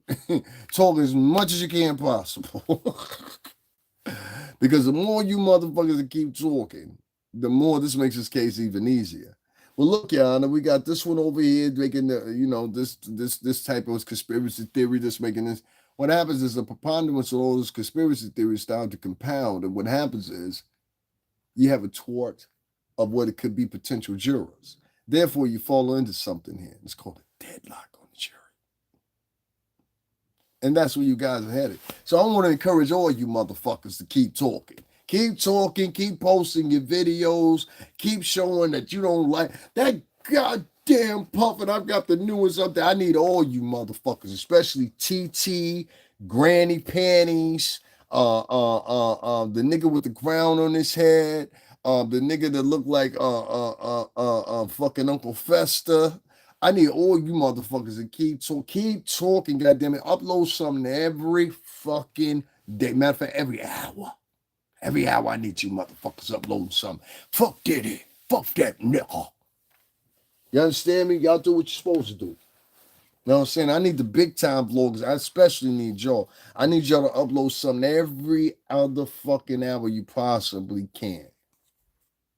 Because y'all know how this shit works. Motherfuckers try to, and I noticed this a lot of y'all. And Lord Jamar, you know better, so you can fall witness to this. A lot of people, and the problem that a lot of people have in today's media world, especially here on YouTube, is they think for some reason they in charge of things. They run things. They got a head on things, and things in the system run the way that they say they run.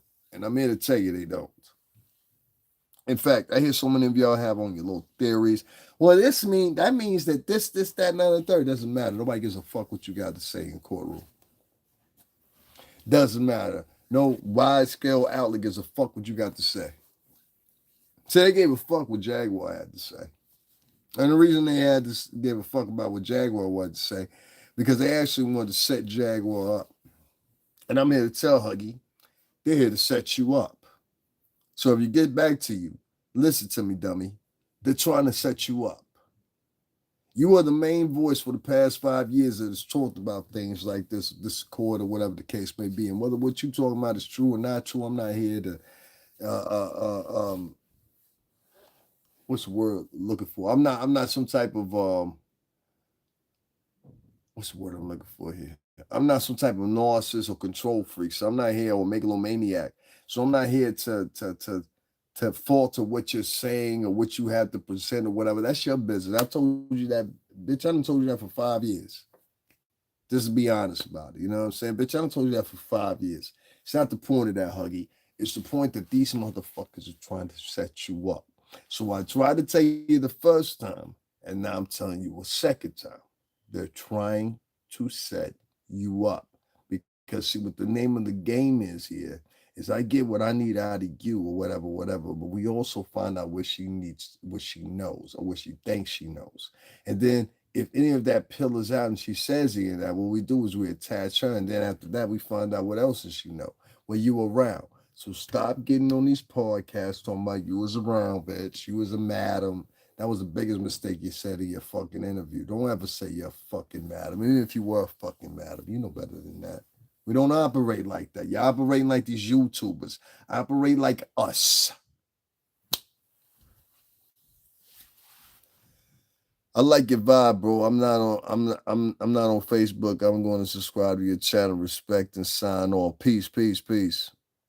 Yeah, they leading the charge. Remember, Huggy spoke against the Nature Boy case. Yeah, she did. She did. She did. I spoke against Nature Boy's case. What the fuck is the point? I had the shit on. I actually had the footage still there on my channel of the nigga in court, what he said in court. She was also rocking with them niggas. You understand what I'm saying? Like that's how it's gotta be. If she gonna say that about me at one point, she said, well, he a bad boy nigga too. All right, so you was fucking with them niggas over there that had the coat. Even though it was another nigga, whatever, which a lot of niggas in Harlem and Brooklyn will still want to see that nigga, that light-skinned nigga. He know that, and they want to see your mans too. Y'all stole a lot of money out of Brooklyn and Harlem. Yeah, I ain't never gotten to them conversations, but niggas that know, they know. You know what I'm saying? Niggas stole a lot of money out of Brooklyn and Harlem, filled into a lot of empty promises. Elijah, who I think is Honduran, because your name is Honduran like a motherfucker. You know what I'm saying? Like, better people don't know we black, but yo soy la cubano ahí, tú sabes, claro que sí. But yo soy la negro americano, las 12. So I'm black American and Cuban.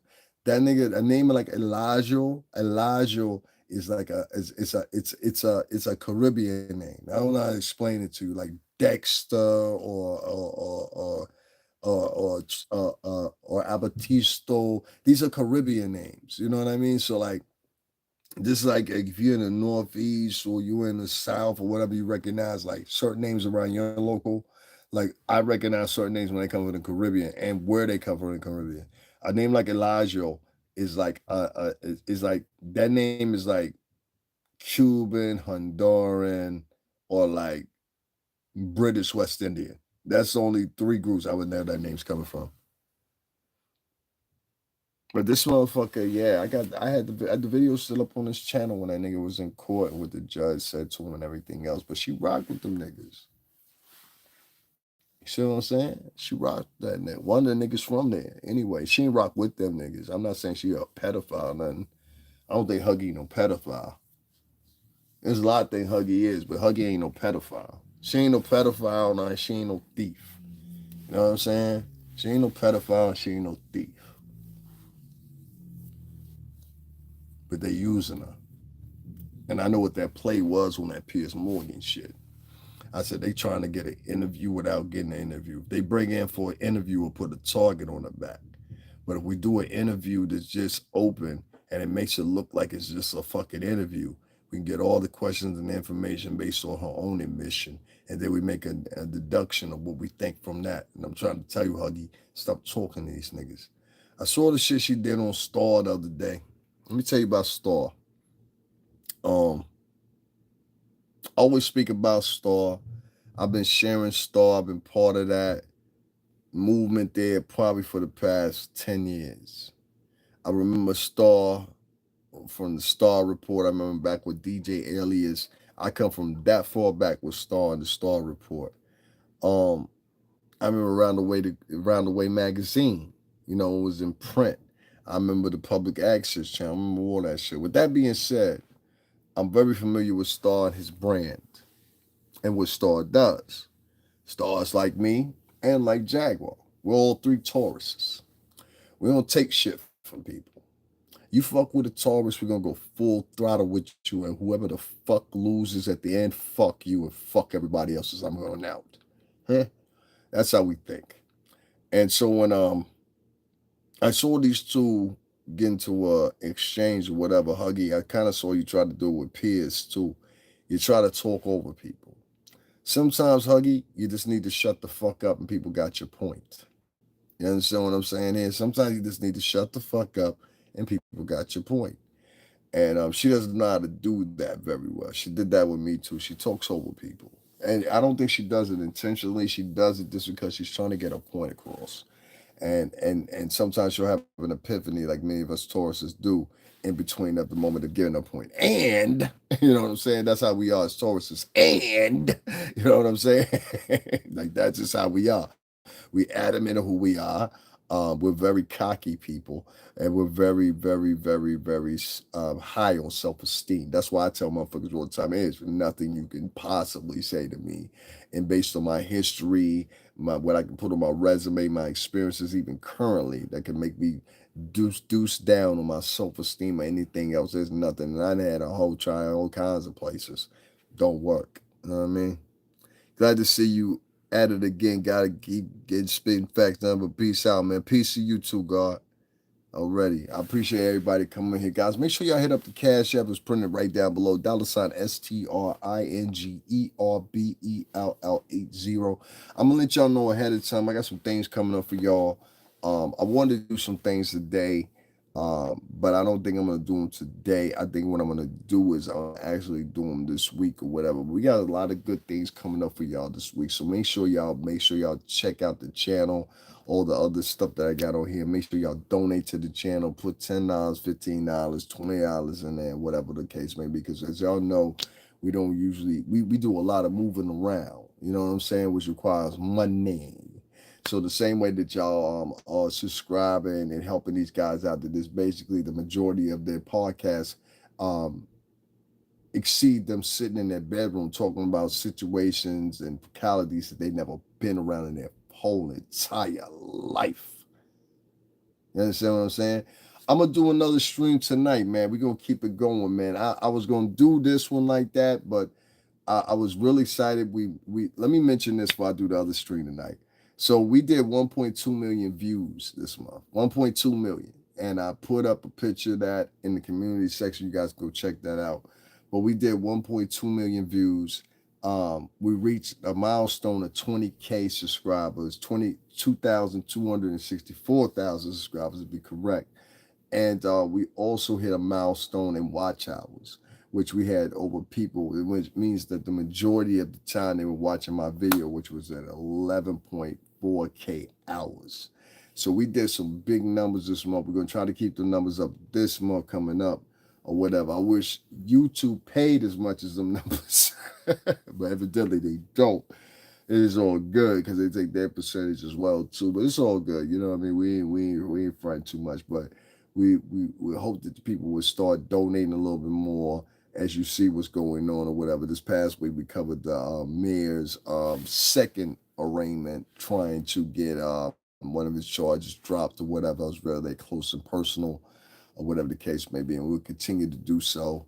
I have a lot of privileges in the areas that I'm from, which I try to express to y'all. Y'all notice that the rest of the fucking media was across the street, including the majors. You know what I'm saying? We right there on point. You understand what I'm saying? And shout out to all the officers down there in the federal capacity that have extended on the favor from me, from other personnel that are not of the federal capacity. I appreciate that. You boys let me do what I do down there so openly and with more agility than the actual major media, which is hilarious.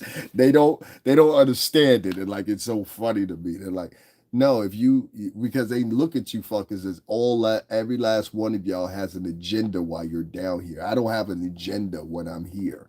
My agenda is whatever the conclusion is the conclusion. Meaning if Puff is found guilty of saying touching 6 or 7 chicks or something like that, there's no way I can defend that, and I'm not. That's just like that video when he was beating up Cassie. I can't defend that. And I'm not. But what I'm not going to do also is I'm not going to turn my back. Because, see, I come from a different ilk of people. I don't know. Maybe it's just me. Maybe I'm the last of the Mohicans. Who gives a shit? But the thing about me is, if I've been rocking with you for damn near 20 years or whatever the case may be, it's just like your brother or your sister or something like that. I don't care if I saw you come out the bank with the money in your hand and the gun in your hand. He ain't do it. She ain't do it. You understand what I'm saying? That's not my mentality, but at some point or another, when your brother or sister get convicted, you got to look at them and be like, oh, okay, well, you did something. Is that fair? So for right now, for the company that I know, the people that I know, and I've never seen nobody at Bad Boy do something like that. I think that was so personal.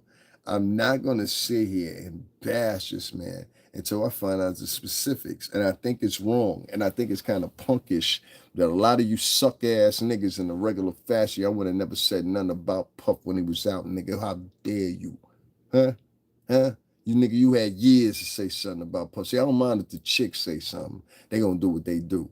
But when niggas start saying something, niggas talking a little bit too loud, I gotta ask you niggas some questions. What were y'all niggas at 10, 15 years ago? What was all that ferocity? What was all that veracity? What was all that?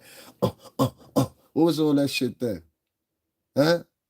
How come you ain't say nothing then? Why you wasn't brave then? Because you niggas was scared. Because you knew the fucking impact we had on the street. Nigga, let's stop playing pussy. So my point is, you understand what I'm saying? You know what I mean. We were street team for a reason. Those that know. So my point is, watch your motherfucking walk when you talking about the nigga now, when you wasn't talking about the nigga when he was out. You understand what I'm saying? That's my point. Like, niggas is getting real loose with the mouth because they think a nigga ain't coming home. What happens if the nigga does come home, even if it's just for a brief moment on bond? What happens then? Are you still gonna have that same energy? Are you still gonna have that same energy? And that's what a lot of y'all niggas need to start asking themselves the question of. A lot of y'all niggas is out here talking real loose about puffing these podcasts and everything like that. But y'all niggas ain't had that energy or none of that to say nothing beforehand before he got locked up. So I'm looking at y'all niggas like y'all pussy. And I gotta keep it a buck with you. I don't give a fuck if some of y'all can whoop my ass or not. You can't whoop this grip, nigga. What's happening? So my point is, you know what I'm saying? Like, stop acting pussy and going to all these different fractions and talking to niggas or whatever when you wasn't talking like that when the nigga was out. You niggas was scared. You niggas was scared of the repercussions and anything else. Y'all know what's up. You understand what I'm saying? Come on, my nigga. This is Bad Boy. This ain't motherfucking such and such record. You know what time it is. You know what I'm saying? So come on. And you know it's way more of us than just Puff. I heard niggas is calling niggas, yo, I ain't really mean it like that. I heard about that phone call, nigga. Huh? I ain't really mean it like that. Nah, what I was saying. See, niggas say shit like that offline when they off YouTube. You ain't think I found out about that? You don't want me to start talking about that. Yo, son, I ain't really mean it like that. What I meant was, you know what I'm saying? Shout out to Lil C's too, checking niggas. And a lot of niggas out here real loose lip right now, whatever. I'm gonna put up what C's had to say later. But a lot of niggas out here loose lip, talking real greasy, talking about Bad Boy Entertainment or whatever. And the way I look at it is like, yo, it ain't gonna be nothing but a moment for niggas who's trying to like implement my comrades and shit like that. So we gotta be protective or whatever, whatever. And what I'm saying is, if you niggas is online right now, y'all doing interviews and talking to niggas or whatever, I'm talking about whoever it is. I ain't talking about nobody specific. I'm talking about whoever it is. Then nigga, what were you 10, 15 fucking years ago when this shit was going on? You calling yourself a man. You wasn't a man back then? Skip me with all that fake I'm a man shit. If you wasn't a man 10, 15 years ago, reportedly when these girls were getting touchy, you said nothing about it. In fact, you kept on partying, drinking, smoking, whatever the fuck else you was doing. So ladies, stop letting these motherfuckers cower themselves into your spaces, getting donations off of you, faking like they give a fuck. These niggas ain't give a fuck. They ain't give 10, 15 fucking years ago, they ain't give a fuck when most of this shit took place. So why the fuck they give a fuck now? Oh, I got a daughter, that's why I give a nigga, fuck that. You got a daughter, that's why you care now? Innocent until proven guilty in court. Factory, Sarah. I don't like niggas be sitting around talking about, oh, well, you know, that's terrible, and these niggas are suckers, and that. Nigga, you was at some of these parties partying with niggas. And if you wasn't at the parties, you was at the party, before niggas went to the after party. That shit that happened with Puff and all that shit, 80% of them shits was after parties. You understand what I'm saying? We been down in Fountain Blue. I'm gonna throw up a reel of pictures so y'all, for all new viewers or whatever, so they don't know. But if you don't know, my name is Davin Lewis. I worked with Bad Boy Entertainment for over 17 years. Not 17 years ago, not 17 months ago, not 17 days ago, but for over 17 years. I know a lot of these times that these people are talking about. I'm not just some Joe out of the blue that's just, taking offense and talking like some wild who out of Ohio or whatever. I'm here in New York City, tri-state. I've started all the 1540 Broadway. I went on with them to Arista Records when they became the distributor. I went on from there to when they became distributor with Interscope Records. I know this stuff intimately. I know the names, I know the players or whatever, whatever. And I'm trying to tell you, I don't believe a lot of this stuff, including a lot of the things that's put up against Puff. Do I believe he was in a hotel room beating on Cassie or whatever? They had an argument. They were beating on each other. Hold that up.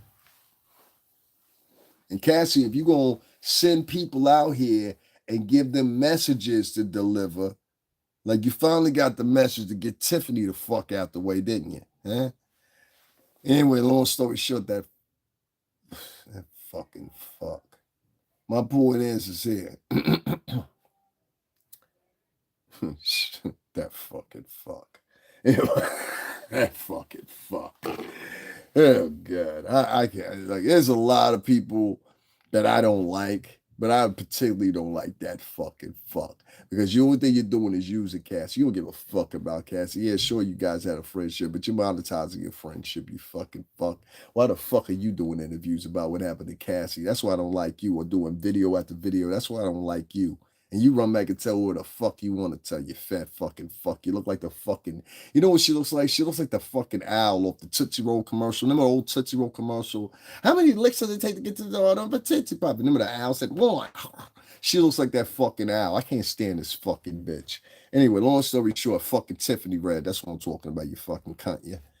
Anyway, long story short, there's a lot of people that are in these stories, and the reason they're in these stories is because of pure simple fact they want to monetize off of these people's tragedies. You understand what I'm saying? Where they want to seem like they're in unison and feeling sorry for these people. They want to seem like they're in unison and feeling compassion, empathy, etc., etc. But in reality, only thing they are is a fucking succubus. And the only reason they're around you, Cassie, or many of you other real victims that have had things happen to them or whatever, whatever, versus the fake victims that are coming out here. You understand what I'm saying? Like that one chick, Allie Carter, she's full of shit. And if you don't believe me, pay attention to things. A week and a half ago, I posted up something to you guys, and I said, hey, listen, there's more and more information, and this one, what I read, it sounded like it was fake from the get-go. So my whole position the whole time was proving the fact that, hey, that Kim Porter biography, 6 weeks worth of tweets, 6 months worth of tweets book. And that's what that shit looked like. It looked like 6 months worth of tweets. The homie, Big Cole Holcomb, he said some shit like that before. He said that shit looked like 6 weeks worth of tweets. So that originated from Cole Holcomb, you heard? But shout out to Chi-Town. But 5150 Nation, what's happening? You understand? Day one, from 12 years. I go 12 years back with 5150. I'm real 5150, nigga. Any nigga tell me different besides Corey. You know what I'm saying? Jumping up ever. Anyway, long story short, I show up at shows and everything, son. You understand what I'm saying? If you ain't get to see Corey Holcomb in the last of performances, the legendary Caroline's Comedy Club, I want to talk to you. You understand what I'm saying? You don't even belong in conversation. I was there. It's on his page. You understand what I'm saying? Shout out to Cole Holcomb, man. I don't even want to talk to you if that ain't the case. You understand what I'm saying? But anyway, long story short, and that was of 2022. You understand what I'm saying? I think it was April. Shout out to Caroline's RIP, Caroline's Comedy Club. They turned it in a fucking, what was it, a racquetball place or something like that now. Totally freaking insult. You're just like him. Boycott the music industry in Hollywood. Don Carter, you don't even know me. When have we spoken? When have we spoken? You know, that's what I don't like. Ladies, like I told you, there's gonna be a lot of suck ass niggas that come in here, right? And these suck ass niggas act like they for you or whatever. Ask one of these suck ass niggas to show you their record. Or ask a broad that used to date them. Yo, you ever put your hands on a bitch? Ask them. And what you're gonna find very quickly is these niggas dead. In some cases, they done worse than what you seen Puff do in that video. See, I'm a man. I've been standing up to pee since I was born. You understand what I'm saying? And that's why you saw that suck ass nigga that was writing all that shit. He logged the fuck out because you know what the fuck I'm talking about. Nigga, you ain't got the right to compare me to no fucking body. You don't even fucking know me in real life to compare me with nothing. We ain't never sat down in a conversation. I don't know you. We ain't shared a drink or nothing else. Fuck you. Fuck everything in your life and fuck your future, nigga. I don't know you. And we got a lot of these suck ass niggas that come up here with the Captain Save 'em whole motherfucking capes on, trying to act like they could psychoanalyze somebody and read what somebody's like based off some fucking rumors of what they feel with their favorite vlogger is presented to them. Nigga, you don't know me. And if you knew me, you know one thing. You are in danger to even talking shit to me. You understand what I'm saying? Now sit back and enjoy the fucking commentary and shut the fuck up and stay in a child's place, bitch. Because that's what you are. You a bitch ass nigga. Because if you wasn't a bitch ass nigga, you would have started your own live and hit privy these girls onto what's fuck really going on here. They trying to use these women. They trying to use these women. They trying to use these women as weapons against their own men. And once they get the men out the way, they have total control of the women. And then the women will become basically like Kizzy in 12 Years as a Slave. Look at her. Look at her. A nigga among niggas. God sent it to me. That was a quote in 12 Years a Slave, which is a true story. They want to eliminate the men so they'll have total control, whether it be impregnating them. You already see it in the advertisements or whatever. You got niggas that are within a whole prison or within themselves, and they arguing, talking about, no, I'm the protector of the black queen. When's the last time you pulled out your gun for a black woman, nigga? Because niggas just seen me on camera on here doing shit like that. When the last time, nigga, you actually put your life on a hold because you saw a black woman getting attacked or something like that? Because niggas have seen that with me on camera here. When the last time you took off for some black American kids? Because niggas have seen that from me on camera here. I'm going to upload it again, just like I uploaded the shit for Lord Jamar so you can see that too. So unless you did that, you just a talker. You ain't about action, you just talking. And your gangster probably just about talking. So I ain't worried, my nigga. I'm not worried. What I am worried about is these fake ass men that want to fucking pile on to a story because they look at it for likes and subs and shit. That niggas don't give a fuck. That niggas don't give a fuck. That niggas don't give a fuck. Ladies, listen to me. These niggas don't give a fuck. And a lot of these women that's batching on to y'all, they don't give a fuck either. They see it for likes and views. There's this one bitch named TT. I don't like that bitch. I'm gonna be honest with you, bitch. I don't like you. I hope something happened to you.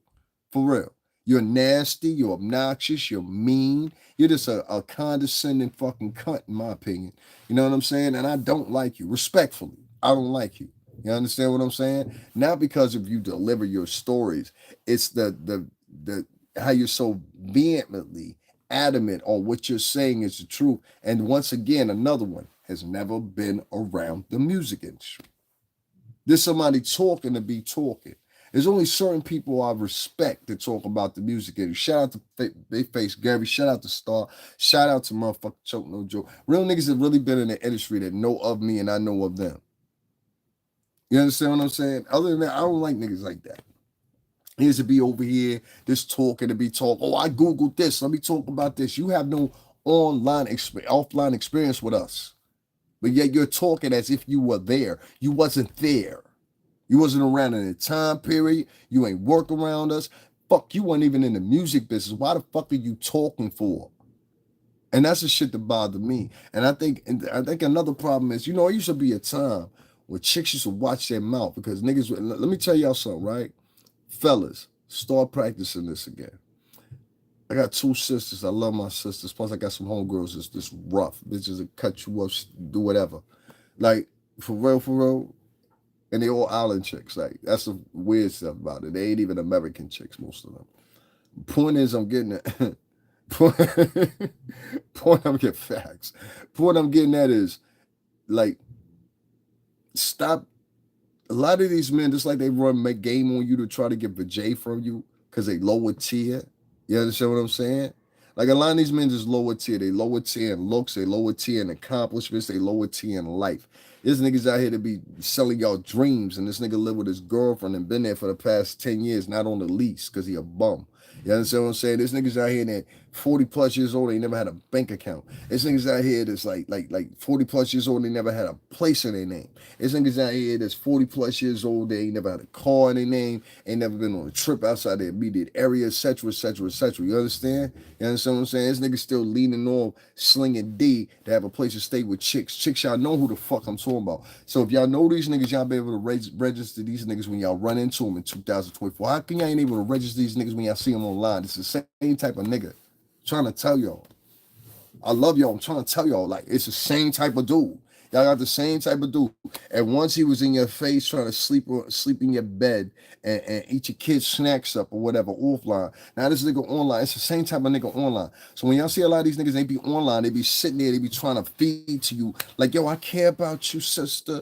Yo, sister, yo, da, da, da. They using you. I'm trying to tell you, it's niggas that talk like me, those are niggas that care about you. If you don't believe me, many of y'all girls got brothers, y'all got older cousins, y'all got uncles or whatever. People how they talk to you and how I'm talking to you. People how they talk to you and people how I'm talking to you. And then you'll understand.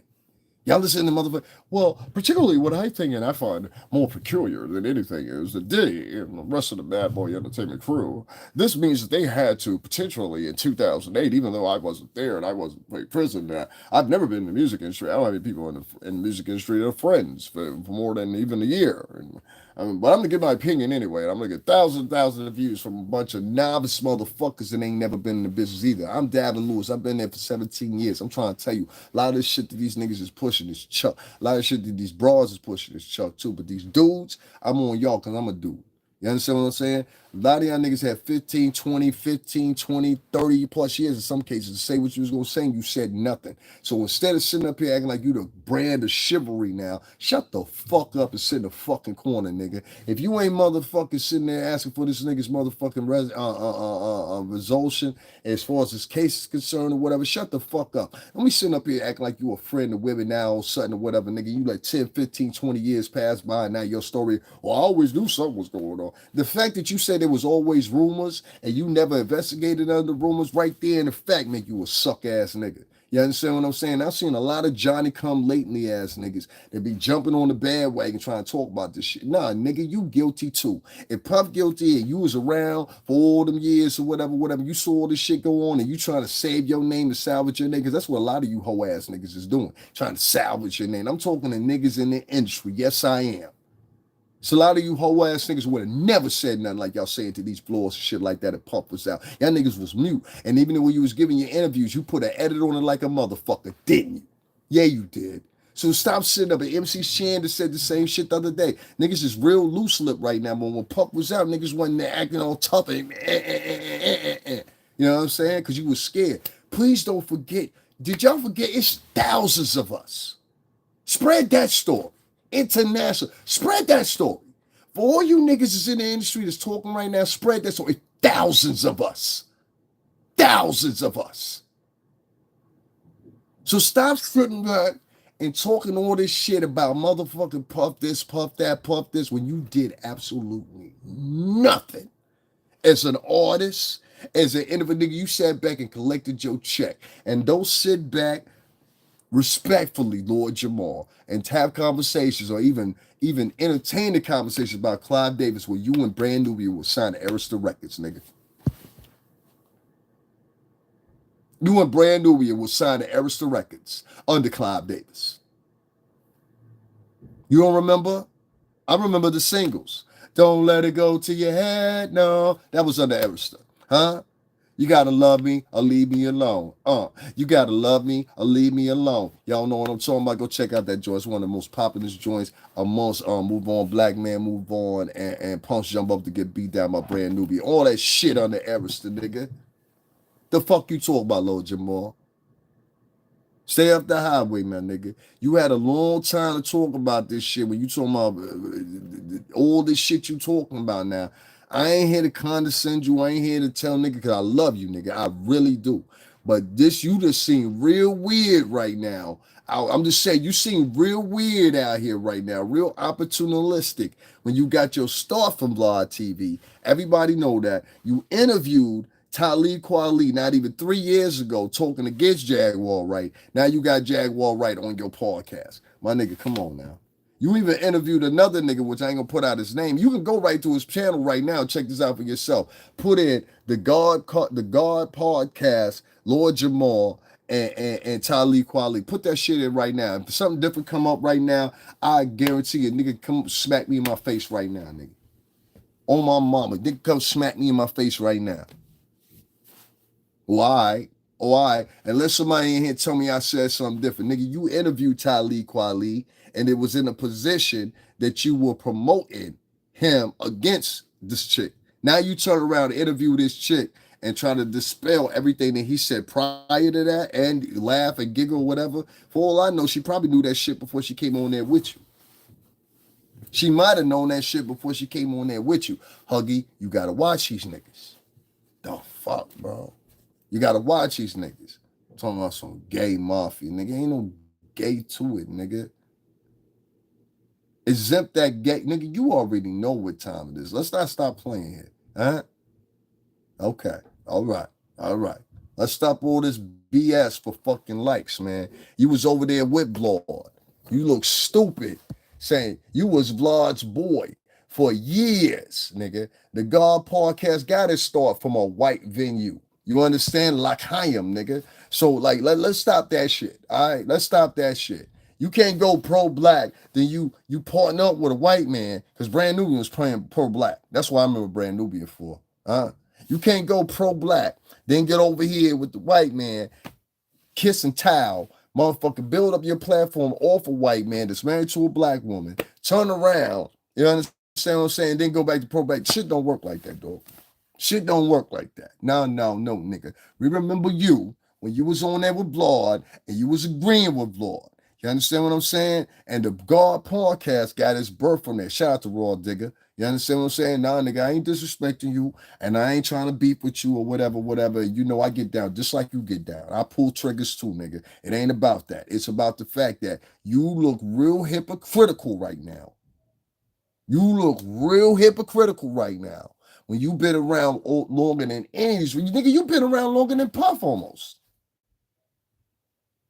And now you want her part to ask the part, you want to go over there and talk to Piers Morgan and Clive Davis. Is that nigga, you was signed to Clive Davis. Brand Nubian's second, third record deal was with 3 Arista. You ain't tell niggas that? You ain't tell niggas that, Lord Jamal? Come on, Sean. You ain't tell that poor girl that you interviewed motherfucking Talib Kweli this 3 years prior? Come on, my nigga. You looking chuck. You looking chuck right now. And that ain't brill, my nigga. That ain't the type of way. Nah, you what you doing right now, you doing exactly what you think Vlad had taught you, but that's not what Vlad taught you. Shout out to Vlad TV, shout out to Prez, everybody else. That's not what Vlad taught you. What you becoming is a sensationalist, like Adam 22. You understand what I'm saying? And I'm not gonna let the God, Lord Jamal, enter into that realm.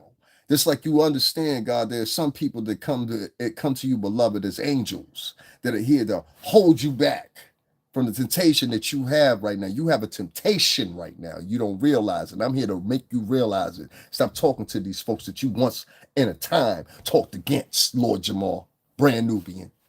You look foolish, nigga. And I say that with love. You look foolish. Jaguar Wright, same thing. You look foolish talking to these people. Don't talk to the fucking broadcasters. You have power on your own. Over here talking to Piers Morgan, talking about the brothers in this. Black man, move on. Black man, move on. Y'all better remember y'all motherfucking ethnicities and where y'all come from. We running over here talking. I'm over here talking to Allah School of Mecca. You running over here talking to Piers Morgan. When the name of your songs is Move On, Black Man, Move On. The fuck wrong with you? You letting us down, nigga. You're selling out. And I will not allow Lord Jamar to sell out. We all have lapses. I've had my own lapses. He's having a lapse right now. And you will let him grieve. Remember your lessons, Lord Jamar. Remember your lessons. Huh? They coming, get him, G. Stay on the neck. This is suspect. I pray for Pup and his family and they overcome this. Nobody even say anything about the kids. Nobody even say anything about the kids. How the kids doing? No, we got 2 young girls, 15, 16 years old. Nobody even asked how the fucking kids are. How the kids doing? I wonder if the kids heard in this shit we talking about. I wonder if the kids heard in this bashing on their dad or whatever. I wonder if the kids is all right. Some of y'all motherfuckers got kids. How would you feel if somebody was talking about your kid's daddy? Some of y'all don't even know who your kid's daddies is. Huh? So we don't talk about that. You hire stepping infections that use these terminologies. And I said this 4 years ago. I said, we got to get rid of that terminology, chasing the bag. That leads up to something else. That's devil talk. See, the devil will say shit like that. Yeah, go find that money. Chase the bag out of worship. They got to watch what y'all worshiping.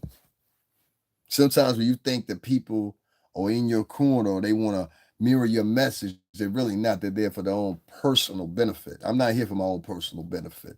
I got YouTube that'll pay me for my personal benefit and the likes and the subscriptions I get and shit. I don't depend on the people. I can look right now and guarantee you that one motherfucker, even though I'm telling the God honest truth, donated to me. I had a nigga donate $2 to me. You understand? I don't worry about the people. But one thing I won't do is I won't sit back and let people be taken advantage of that shouldn't be taken advantage of. Lord Jamar is somebody that we should rear in our community and the accomplishments that he's made, not only with his group, but as a personality and how he's able to venture on from Blog TV and make a platform for himself. I respect that. But what I don't respect is, nigga, when you get the opportunity, you go and you talk to these white platforms and you know fucking better. See, if it was anybody else, if it was little such and such, you know what I'm saying? Or MC Blase blah, I wouldn't give a fuck. This is motherfucking brand fucking Nubian. Move on, black man, move on. The duty of a civilized man is to do what? Civilize uncivilized. What is the lesson today, bruh God? No, nigga. You don't get off the hook that easy. Not you. Not you. Other niggas do, but not you, Lord Jamar. Not you. You know better. And with everything that I've learned from you, yes, nigga, I learned from you and Brand Nubian, Puba, Sadat X alike. All the things we learned from you, from how to first bust down the Tommies, from how to first, how to rock. These niggas that were first sagging and shit. Niggas don't even realize this shit. From everything that we learned from you, I'm not going to allow you to become a media hoe.